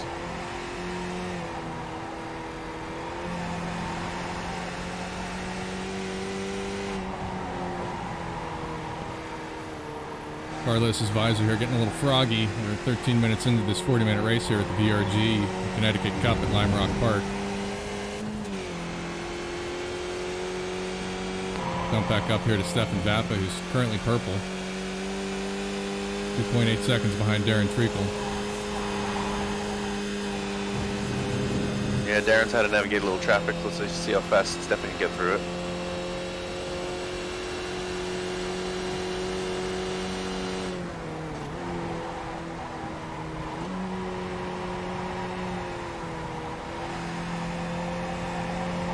Just want to note for the viewers at home that the gauges don't always work in the cars. They work for the driver, but us watching in a replay, they hide some of that so that the drivers, if they're managing something or doing something they don't want to be seen, you can't see it. I mean, up until about a year ago, you couldn't even see the tachometer because they didn't want anybody to give anything away what gear they might be in.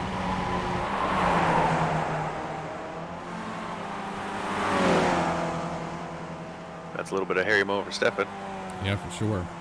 And also for the viewers, the mirrors do work in the sim. I have them turned off here in the broadcast just to conserve computing resource, but I thought I turned them on before I came in here, but I guess I didn't. I'll have to do that for the next race.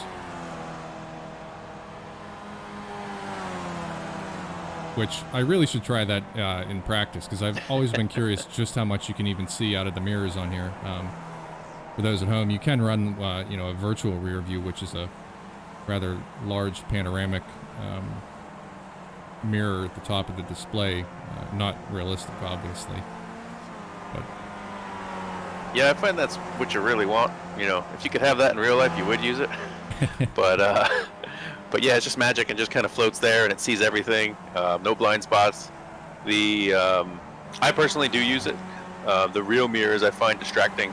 They, the cars in the mirror look so close, where I have the virtual mirror set so that I really don't see the cars until they're about a second and a half away from me, so I don't worry about it. It's not distracting at all.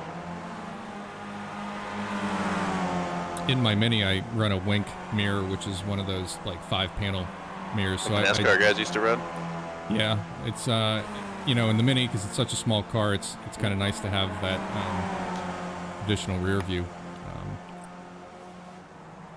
So it's kind of similar to my iRacing setup.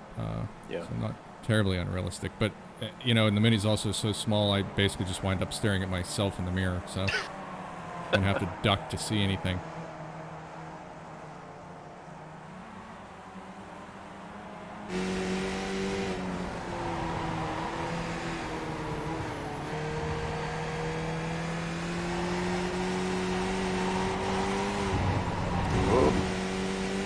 Bob used a little bit too much road there. Got those outside tires in the grass. Could have been disastrous.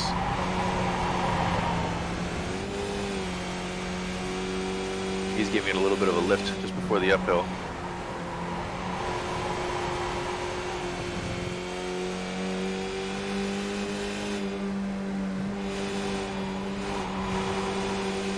No, he's got to run.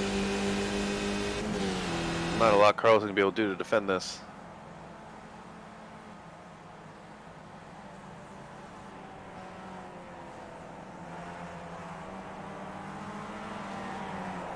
Bob Blank takes the position.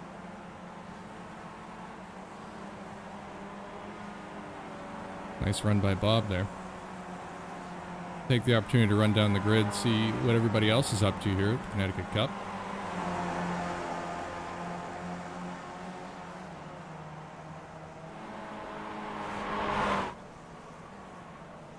Tim Karamanis, a bit agricultural there.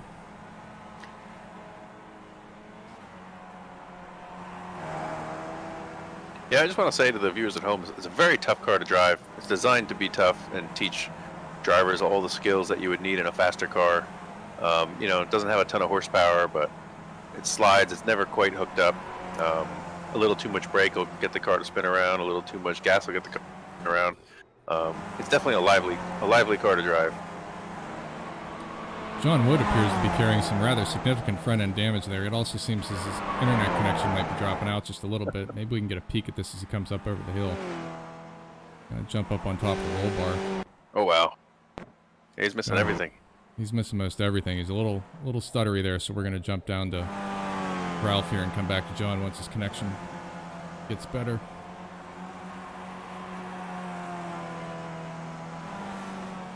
Ralph Pagington running the sister car to Jim Caramanis, the Racer Walsh Co. sponsored ELB Racing. Extremely low budget. Best part about iRacing is you can get a new car for, around about $12? Yeah. Yeah, if you buy a lot of them, you get a discount. So it's incentive to spend more money. So like 1 gallon of 110 leaded at the racetrack is 1 car in iRacing. Yeah, there's people who often complain that iRacing can be too expensive, but that really hasn't been my experience. They give you a good base to start with, a variety of cars and a variety of tracks, and then when you find the kind of stuff you like, you hone in on it and you buy it over a period of time, and it's really not bad at all. And really quite amazing that, we have a league here, so we know every Tuesday night we're going to have a race. Thursday nights we have our practices, but there's also the open pool of iRacing series. So every night, every half an hour, you can jump in a spec Miata and go race at some track that you may never really have the opportunity to get to. Make some friends and have a good time. It's really been a pleasant experience. I was always aware of it. I just never gotten into it until obviously necessity and COVID. But really fun, and I think going to bring some real world benefits as well. Certainly when I get to some tracks that maybe I've spectated at and never raced at least I know when I have to turn left or right.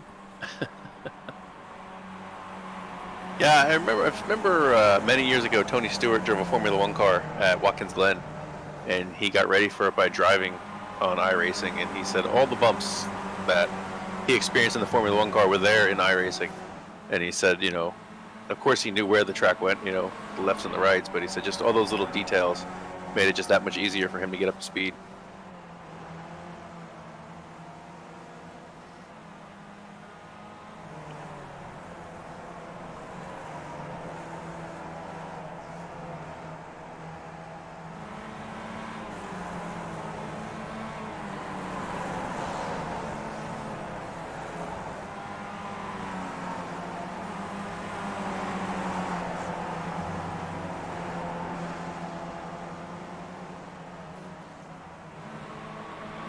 Jumping back up to our race leaders here, we're going to grab Stefan Vapp real quick. He's within 2 seconds of Darren Treacle, who's currently leading the race from the green flag. But Stefan is narrowing that. Still purple, and I believe improving upon those times. Darren not quite able to find that pace that he had in qualifying. So this should, if Stefan times is just right, we should have a battle here in just a little bit. Yeah, I'm looking at the lap times. They're both going really fast. Stefan Vappa has the fast lap of the race at 57.4, and he's run a few 57.4s, several laps in the 57.5s. And Darren Treacle's right there. He's got a 57.5, and he's been running several laps in that area, between a 57.5 and 57.8. So he's definitely found some pace, and he's not making any mistakes, giving Stefan any opportunities to make huge chunks of time. Stefan just always been able to do it, just nibble away here and there.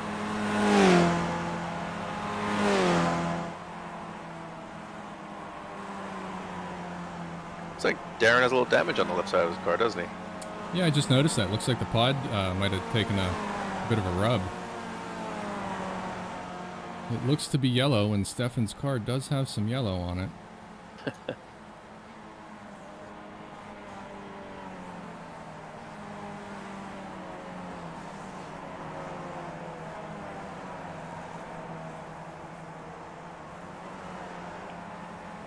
Yeah, they're coming up on a left-hander here. I find this is one of the most important corners on the track. This corner right here, because you're gonna floor it here, and if you choose to, you can keep it floored all the way up to a west bend. You can slide the car through uphill without getting off the gas. Stefan's gonna do it. He always does. RPMs go down, but I think most of that's due to the car sliding. But yeah, you're not going to lift till about here, but almost as long as the front stretch where you're going to get on the gas here, and you're also going to try to stay flat here till turn 1. Yep, Stefan stayed in it.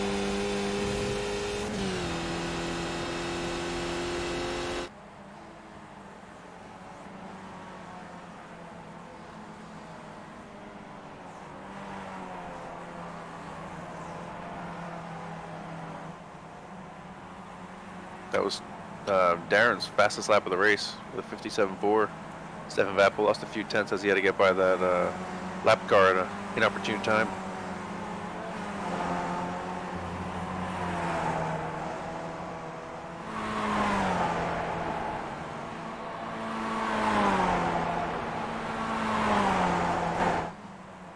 Bob Lang and Dave Curtis still having quite the battle here. They've been going at it this entire race, back and forth.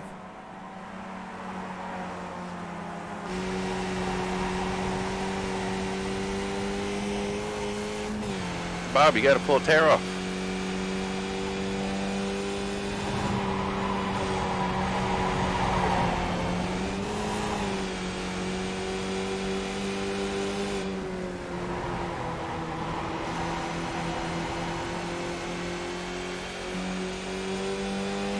Let's see what he does here. He should get a bit of a run out of this corner.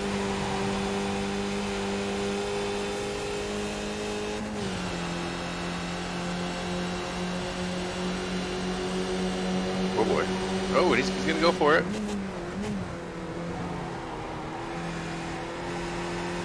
He's got the position. 3 wide there, second with the lap car.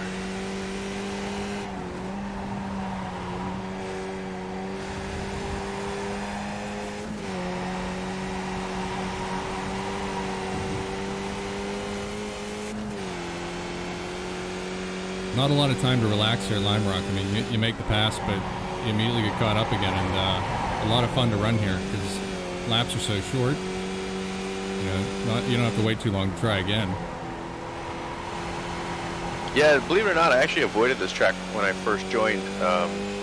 Just everybody else seemed to be so on it as soon as they got on the track, and I didn't realize that this was one of the beginner tracks that just kind of everybody spends a lot of time on. So everybody else had the corners real good. I kind of jumped to the harder tracks so that I could, make my own and figure out how to get around them. And I always avoided this one until fairly recently.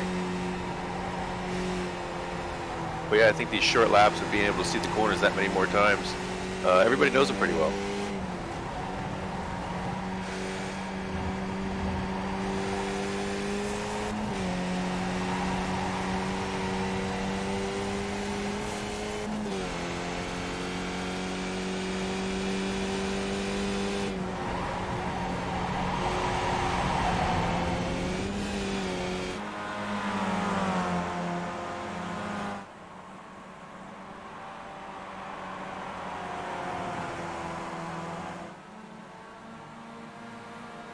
Just under 15 minutes remaining here.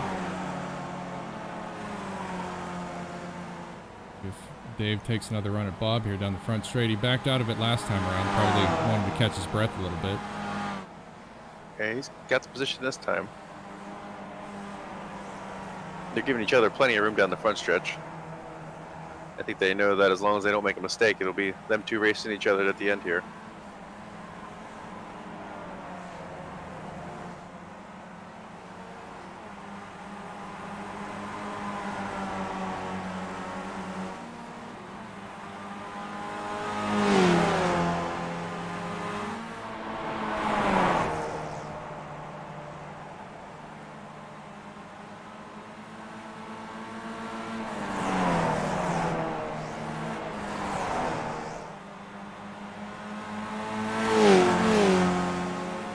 Carlos is only hovering about 2 seconds behind these guys.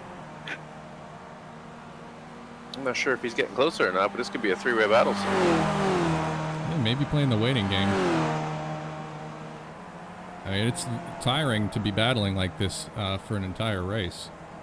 I think you're equally as sweaty and exhausted after a thrilling iRace as you are in the real world, probably minus the heat, but...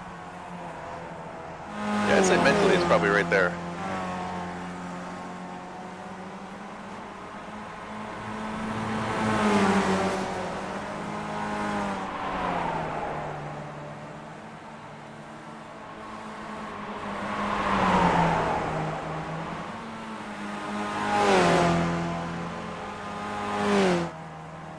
guys are putting on a great show. Close racing while still being respectful of each other. Neither car looks like it has any damage yet. Nearing 10 minutes to go, I imagine they're gonna start turning it up.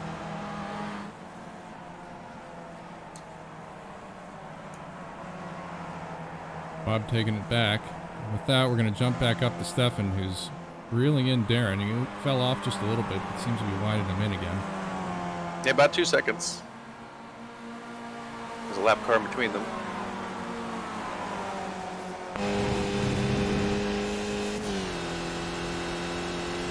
It's gotta be frustrating for Stefan. He probably knows he has a little bit of pace on Darren. It's just the gap comes and goes as the traffic comes through them, you know, depending on where they catch everyone and how courteous everyone is.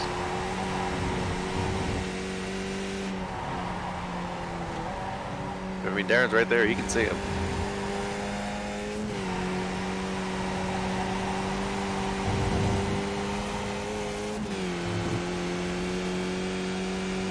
See where he catches Michael Kelly.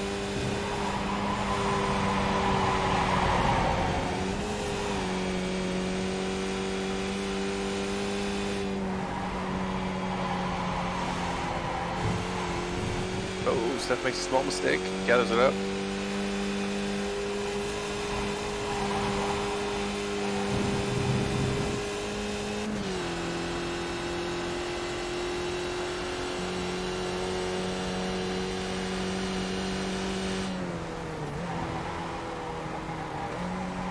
Really impressed by the pace Stefan and Darren are running. Mid 57s the whole race.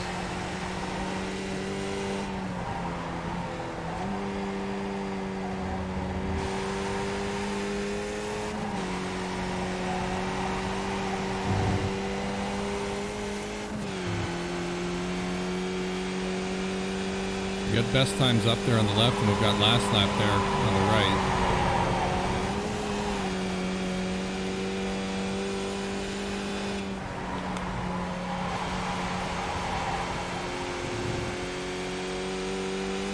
Michael Kelly ran a 57.6. It's a shame he had some issues. He has great pace.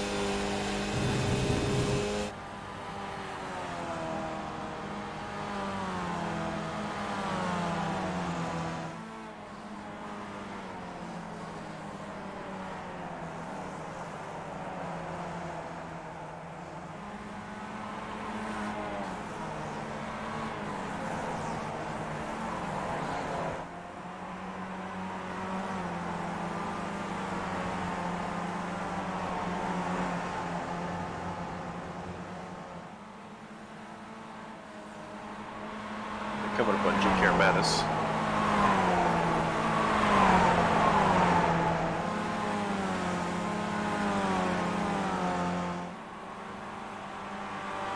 Looks like Darren's going to catch him just on the front stretch, which will be beneficial to him. Stefan's got the gap to just under a second and a half now.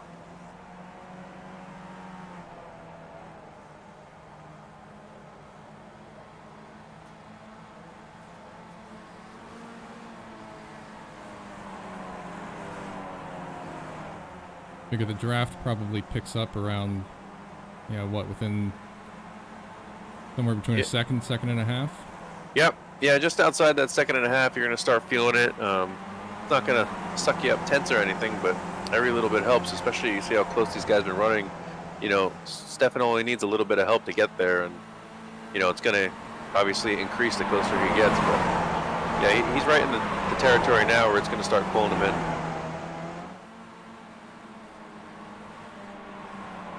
Plus, Darren's in a terrible spot. He's stuck behind Jim. He's going to follow him through these few corners here. It's going to give Stefan a little bit of an opportunity to get closer.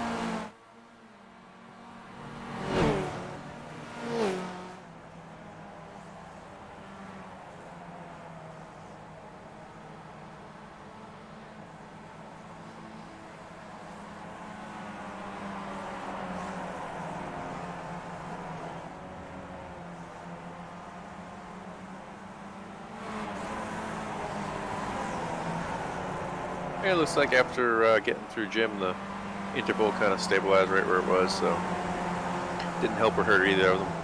It's kind of what we want to see.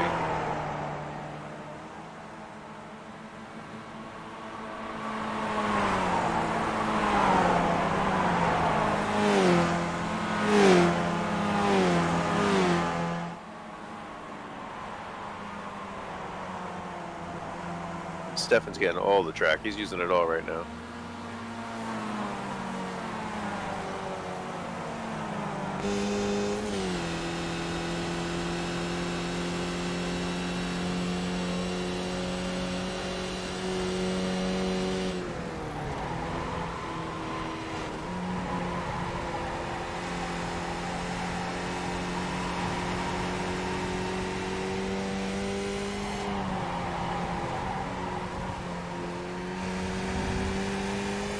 Riding along here in the cockpit, almost afraid to talk. I don't want to upset Stefan, even though I know he can't hear me.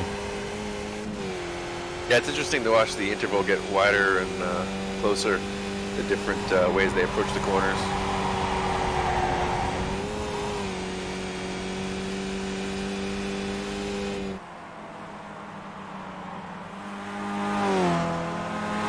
Yeah, but the gap's under a second, so Stefan's going to be getting the tow.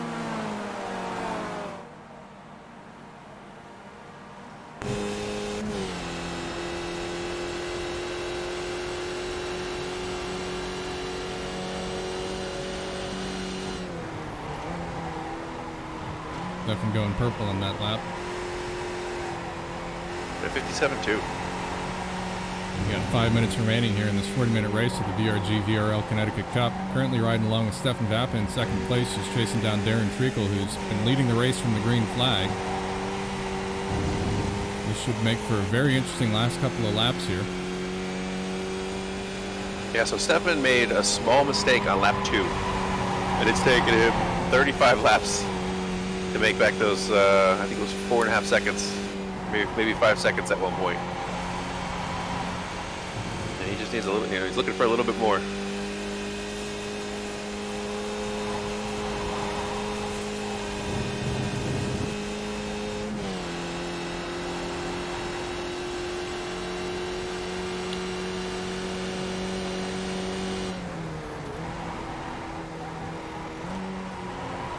Darren with a little luck up going into one.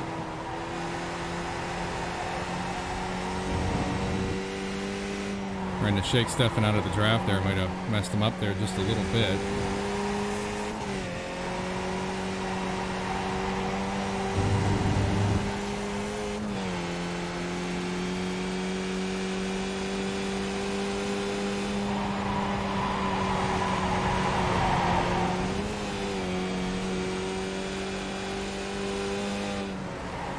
Yeah, up the hill there, it looks like Stefan makes a little bit of time. I wonder if Darren's just giving it a little bit of a lift and Stefan's fully on the floor.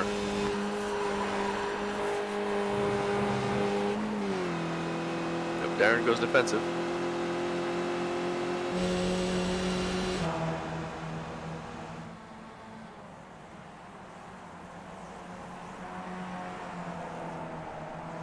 Side by side through 1 and 2. Stefan's got the preferred line here. Very, very close there. Darren's right on his gearbox.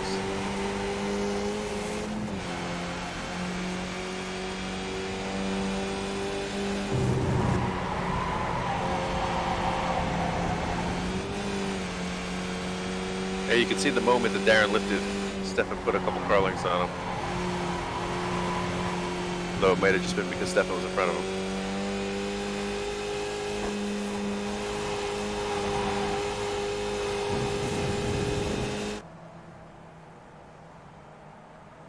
About 2 minutes to go. Test match here with, with the remaining time in this race. Darren going to the outside.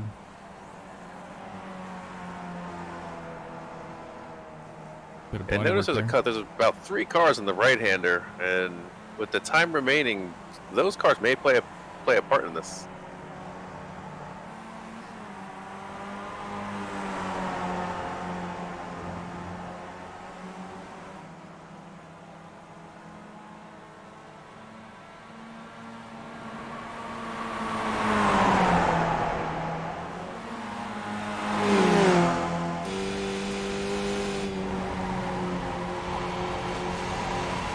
closer here on the downhill, so Darren's going to be in a good position to take advantage of that bit of draft, try and get ahead of Stefan here in the San Posa straight.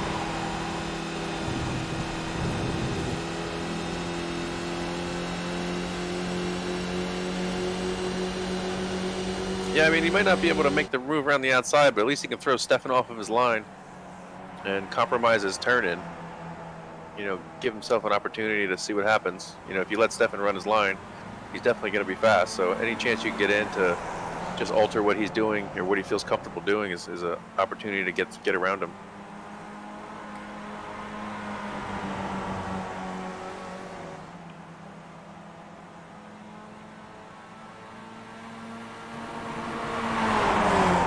Within the final minute of this race here, the VRG VRL Connecticut Cup at Lime Rock Park, Stefan Vappa taking the lead from Darren Treacle here late in the race. Darren trying to throw down the hammer and challenge him here in the waning moments of this race. Probably going to get at least one more lap out of this. Some exciting stuff here. Stefan fighting his way all the way back up the pack again. A lot of perseverance.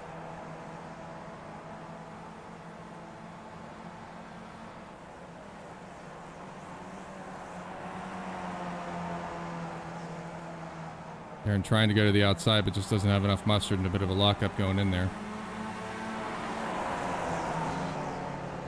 Yeah, I think he's not taking that last corner just as well as Stefan's. Stefan's carrying just a bit too much speed for Darren to get, you know, further up alongside him heading into turn one.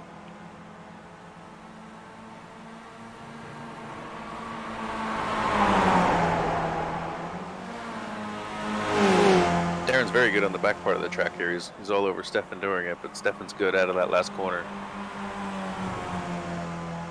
Man, he's close. This the checkered? Not yet. I don't have a white flag up, but okay. Who knows what timing and scoring he's doing. Darren a little wide. Well, Darren's to the inside now. Checkered flag is out. I believe that is the race. No white flag to give us the heads up here, but that's the way it's going to end, folks. Stefan Vappa in first place. Darren Treacle just missing pipping him there, taking the second place finish here at the Connecticut Cup at Lime Rock Park. That was a great finish. Excellent finish there. Sorry, folks, we didn't have the heads up that we were going to wind up the race there. We'll jump back here. Bob Lang, who was running pretty close to Carlos Bonds the majority of this race, but seems to have shook him loose. Bob Lang is going to be your third place finisher here as long as nothing dramatic happens in the final turn on the downhill. Bonds and Curtis are only about a second apart.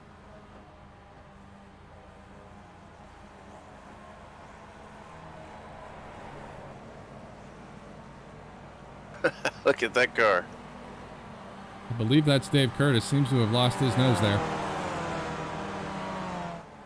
Carlos Bonds taking fourth place. Dave Curtis finishing in fifth. We got Jim Carmanis at sixth. John Wood seventh. Mad Mike Kelly eighth place. Ralph Padgington ninth. Scott Luttrell in 10th. Kurt Ousbay 11th. Oh, sorry, no. Scott Kruger 11th. Kurt Ousbay 12th. Toby Yurko there in 12th. And we're going to do some celebratory donuts. Let's see if we can find our race winners. Are they already off the track? They were rolling into the pit lane, so congratulations there to Stefan Vappa and Darren Treacle. P1, P2, and Bob Lang in third place. Yeah, it was a great race by both of them. I mean, Stefan made that early mistake on lap 2 where he went off around between 1 and 2. But Darren Treacle didn't make a mistake all day. You know, I feel bad that he had to lose the race. You know, he didn't make any mistakes, and he ran consistent times all day. He managed the traffic well. It was just Stefan had a little bit more pace when it counted. Some celebratory donuts here in that giant runoff. And you can see the greatness that is the damage model here in the Skippy F2000s. The boys having a good time there. Now, Steve and I are going to cut out for just a moment. We're going to see if we can get our race winners here into the broadcast booth with us and get their thoughts here on this exciting race at Lime Rock Park for the Connecticut Cup. So sit tight, folks. We'll be back with you in just a couple of moments.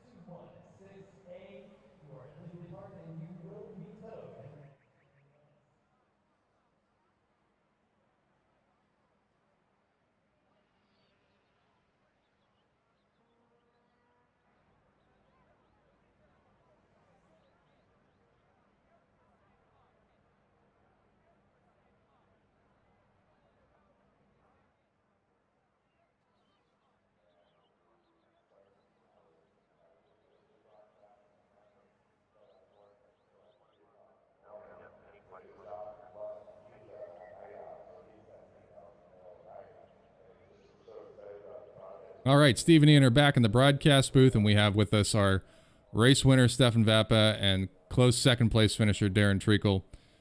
Stefan, Darren, that was some exciting stuff. Stefan, obviously you had a bit of a mountain to overcome here at Lime Rock. Why don't you tell us a bit about it? Because Darren looked like he had it in the bag for quite a bit of that race. Yeah, that was, I think we'll call that race scrappy from my point of view. I was not really getting into it there in the first lap or two, or the start was great. I had a really good reaction time, but then I just threw it off the track in Big Bend there.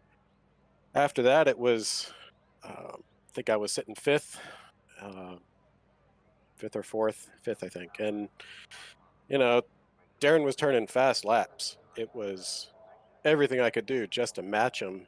And then I knew I had to pull in a tenth or two every lap in order to make up what I think was a 4.5 second gap.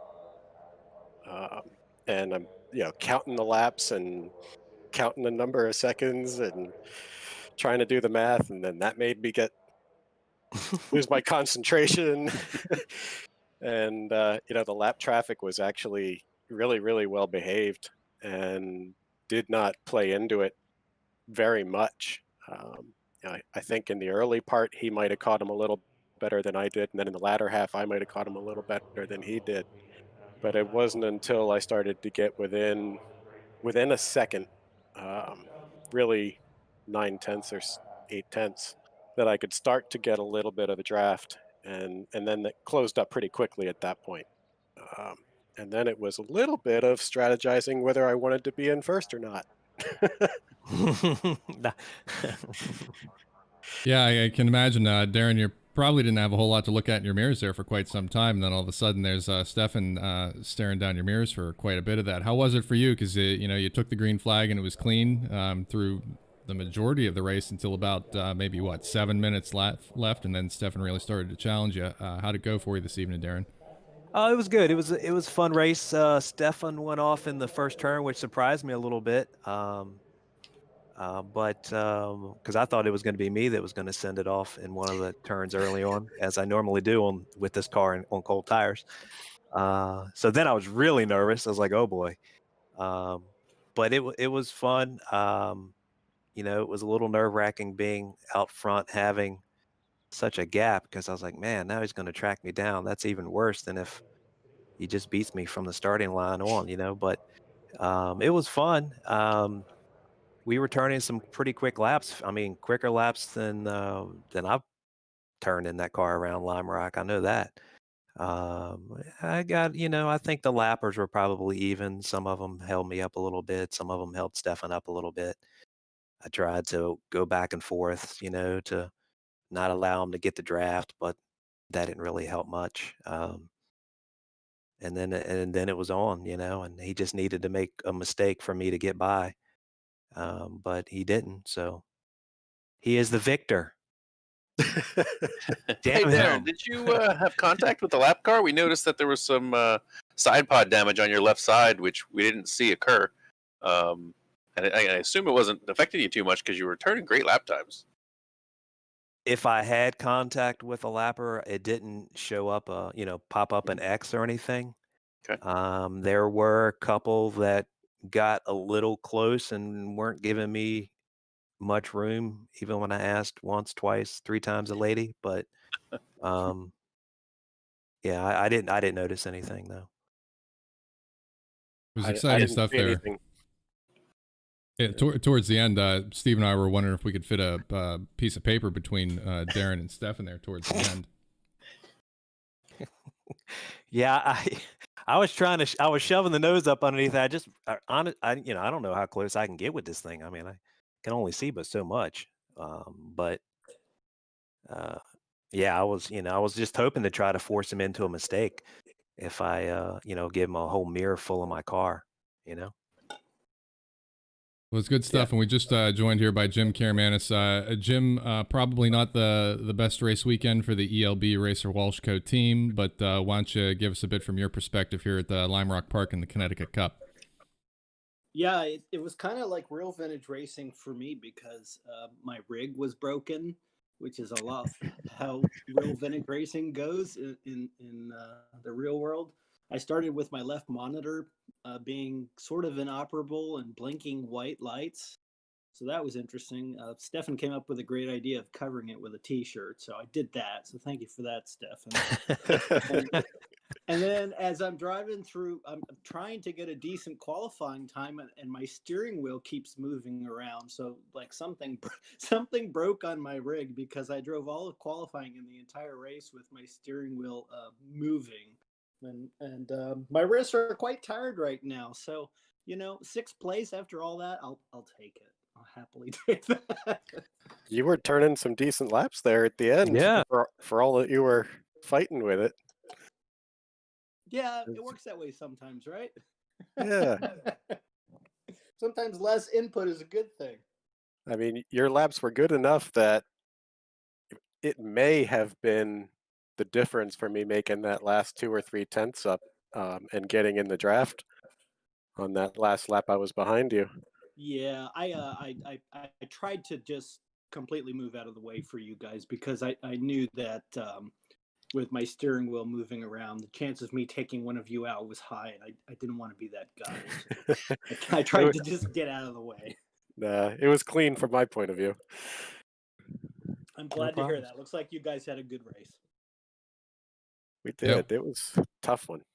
It winds up being a bit of a blender there. And Stefan, while we hate to see you have, an early race off like that and you have to fight your way back, I think Steve and I and the audience out there in YouTube and Facebook land certainly benefit from watching you charge back up through the pack. So exciting stuff. And I think Darren might have been getting a little bored there, but, we certainly enjoyed it. He was looking at his relative the whole time. And with the lap times he was turning, there's no way he was bored. Those are qualifying lap times for the whole race. I'm looking at our average and best lap times, and we're a tenth different in our best, and our average lap time is 7 tenths off of our best. When was the last time you saw that? Well, during the race, Darren was saying he felt like someone named Stefan was stalking him. So, yeah, I did. He definitely wasn't looking for food this week. He was working hard. Yeah, but an average lap time for the entire race was only 7 tenths difference from the best lap time for the race. That's impressive. Yeah, I really thought. I mean, you guys did a great job, but I mean, even middle of pack. I mean, even those guys running their times, they're all very consistent. I mean, the racecraft everyone showed since we've started is tremendous. I mean, the improvement is great. And a track like this, it's so tight that the fact that you guys didn't really have any lappers just determine the race, I think is awesome. Yeah, I mean, we had 5 people in the 57s, a bunch of folks in the 58s, and most of them low 58. Everybody was flying.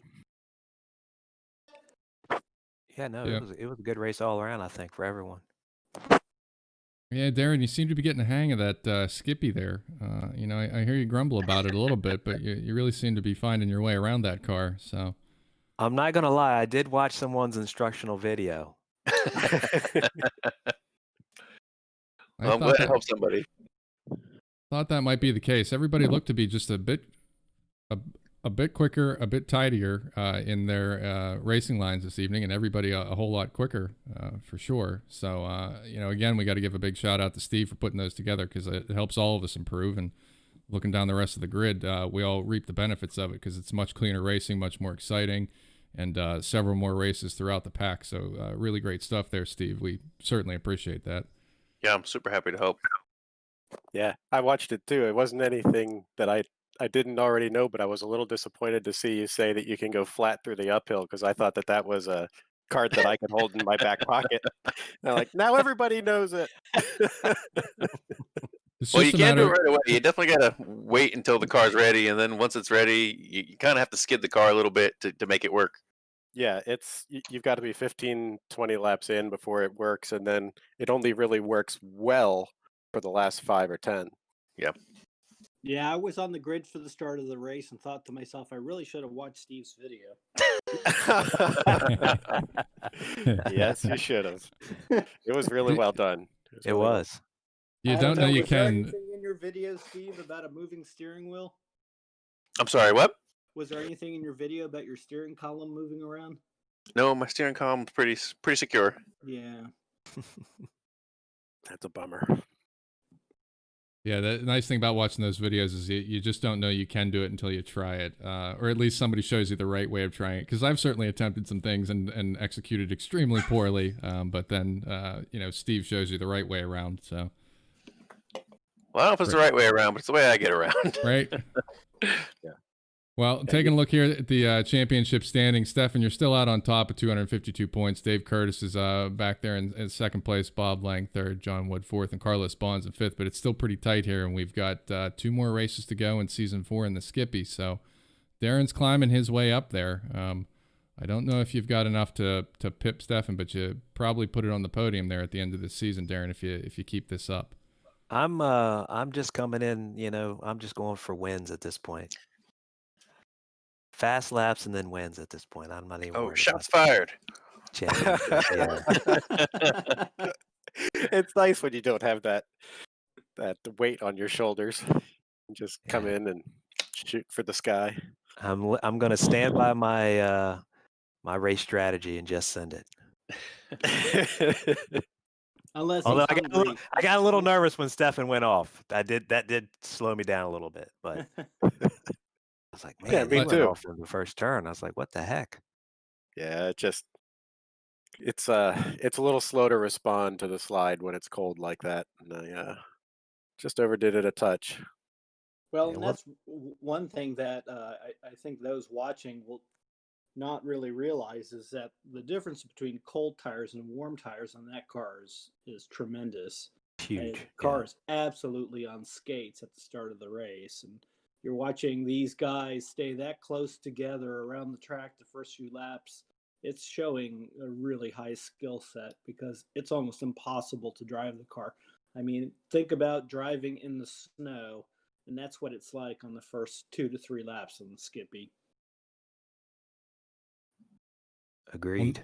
Next week we've got Laguna Seca. Darren, Jim, Stefan, what's your experience at that track? Are we looking for another nail biter here? Oh boy, Laguna Seca has. Well, I'm trying to think about the track. It's got a good mix of technical and high speed. Turn 1, or they actually call it turn 2 because turn 1 is the kink in the straightaway. Is a difficult place to pass. You can get a nice run to it, but it's more than 90 degrees. So it's difficult to go in there and make the pass stick. But the course is a lot of fun to drive. The corkscrew, I don't remember how it drives in these cars right now. I'll go find out when we get to practice on Thursday. But it's always a trip. I mean, dropping down through there is going to be interesting for sure. I like the track. I Yeah, predict half of the field will go off in the corkscrew. Yeah, it's Bottom gonna. half of the field. It's not known for its grip.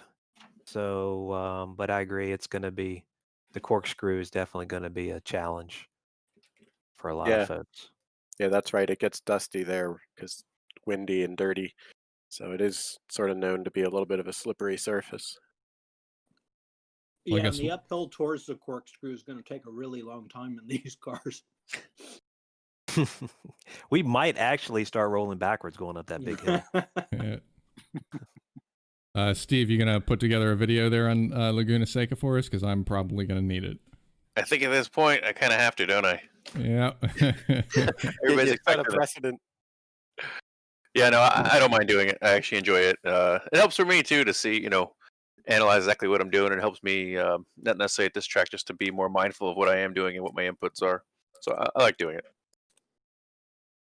Well, I'm sure the rest of the league will look forward to that one for sure. Once that drops, everybody's going to certainly sit down and spend some time doing it. Well, we're coming up here on 20 minutes after 10, which is generally when I try and wrap this up.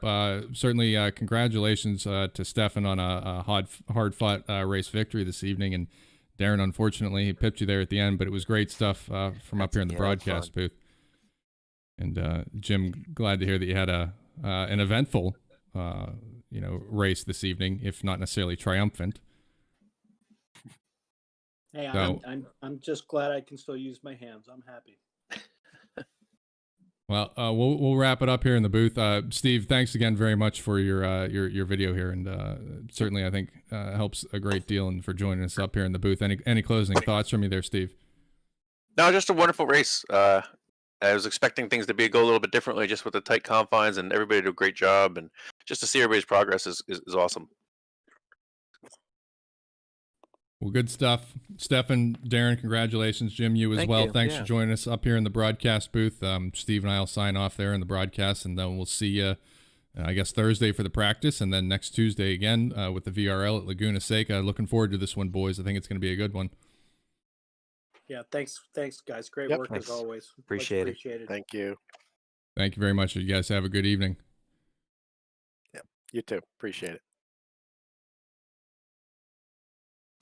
All right, Steve. Well, I guess we'll sign off up here. I guess we'll probably go back to checking on how the real world's going, since we've been here at Lime Rock for these last couple hours. What do you think? Yeah, only if we have to. I guess only if we have to. And Thursday night we can start to have fun again.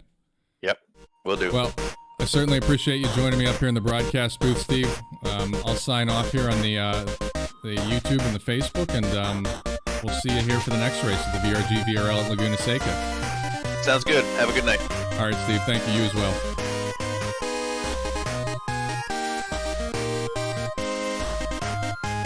All right, folks. That's going to do it for us here in the broadcast booth at the VRG Virtual Racer League. Next week, November 10th, we're going to be at Laguna Seca. Tune in. Hopefully going to be another nail biter here. We got lots of great racers here in the VRL. Lots of tight racing. What better way to spend a Tuesday night as it gets darker earlier and gets a bit chillier and perhaps snowing for some of us. So everybody take care out there. Be safe. We'll talk to you real soon here with the VRG Virtual Racer League. This is Ian Wisman signing off for Steve Ficacci. Thanks for joining us this evening on YouTube and Facebook, and we'll see you next Tuesday starting at 8 p.m. Thanks, everybody.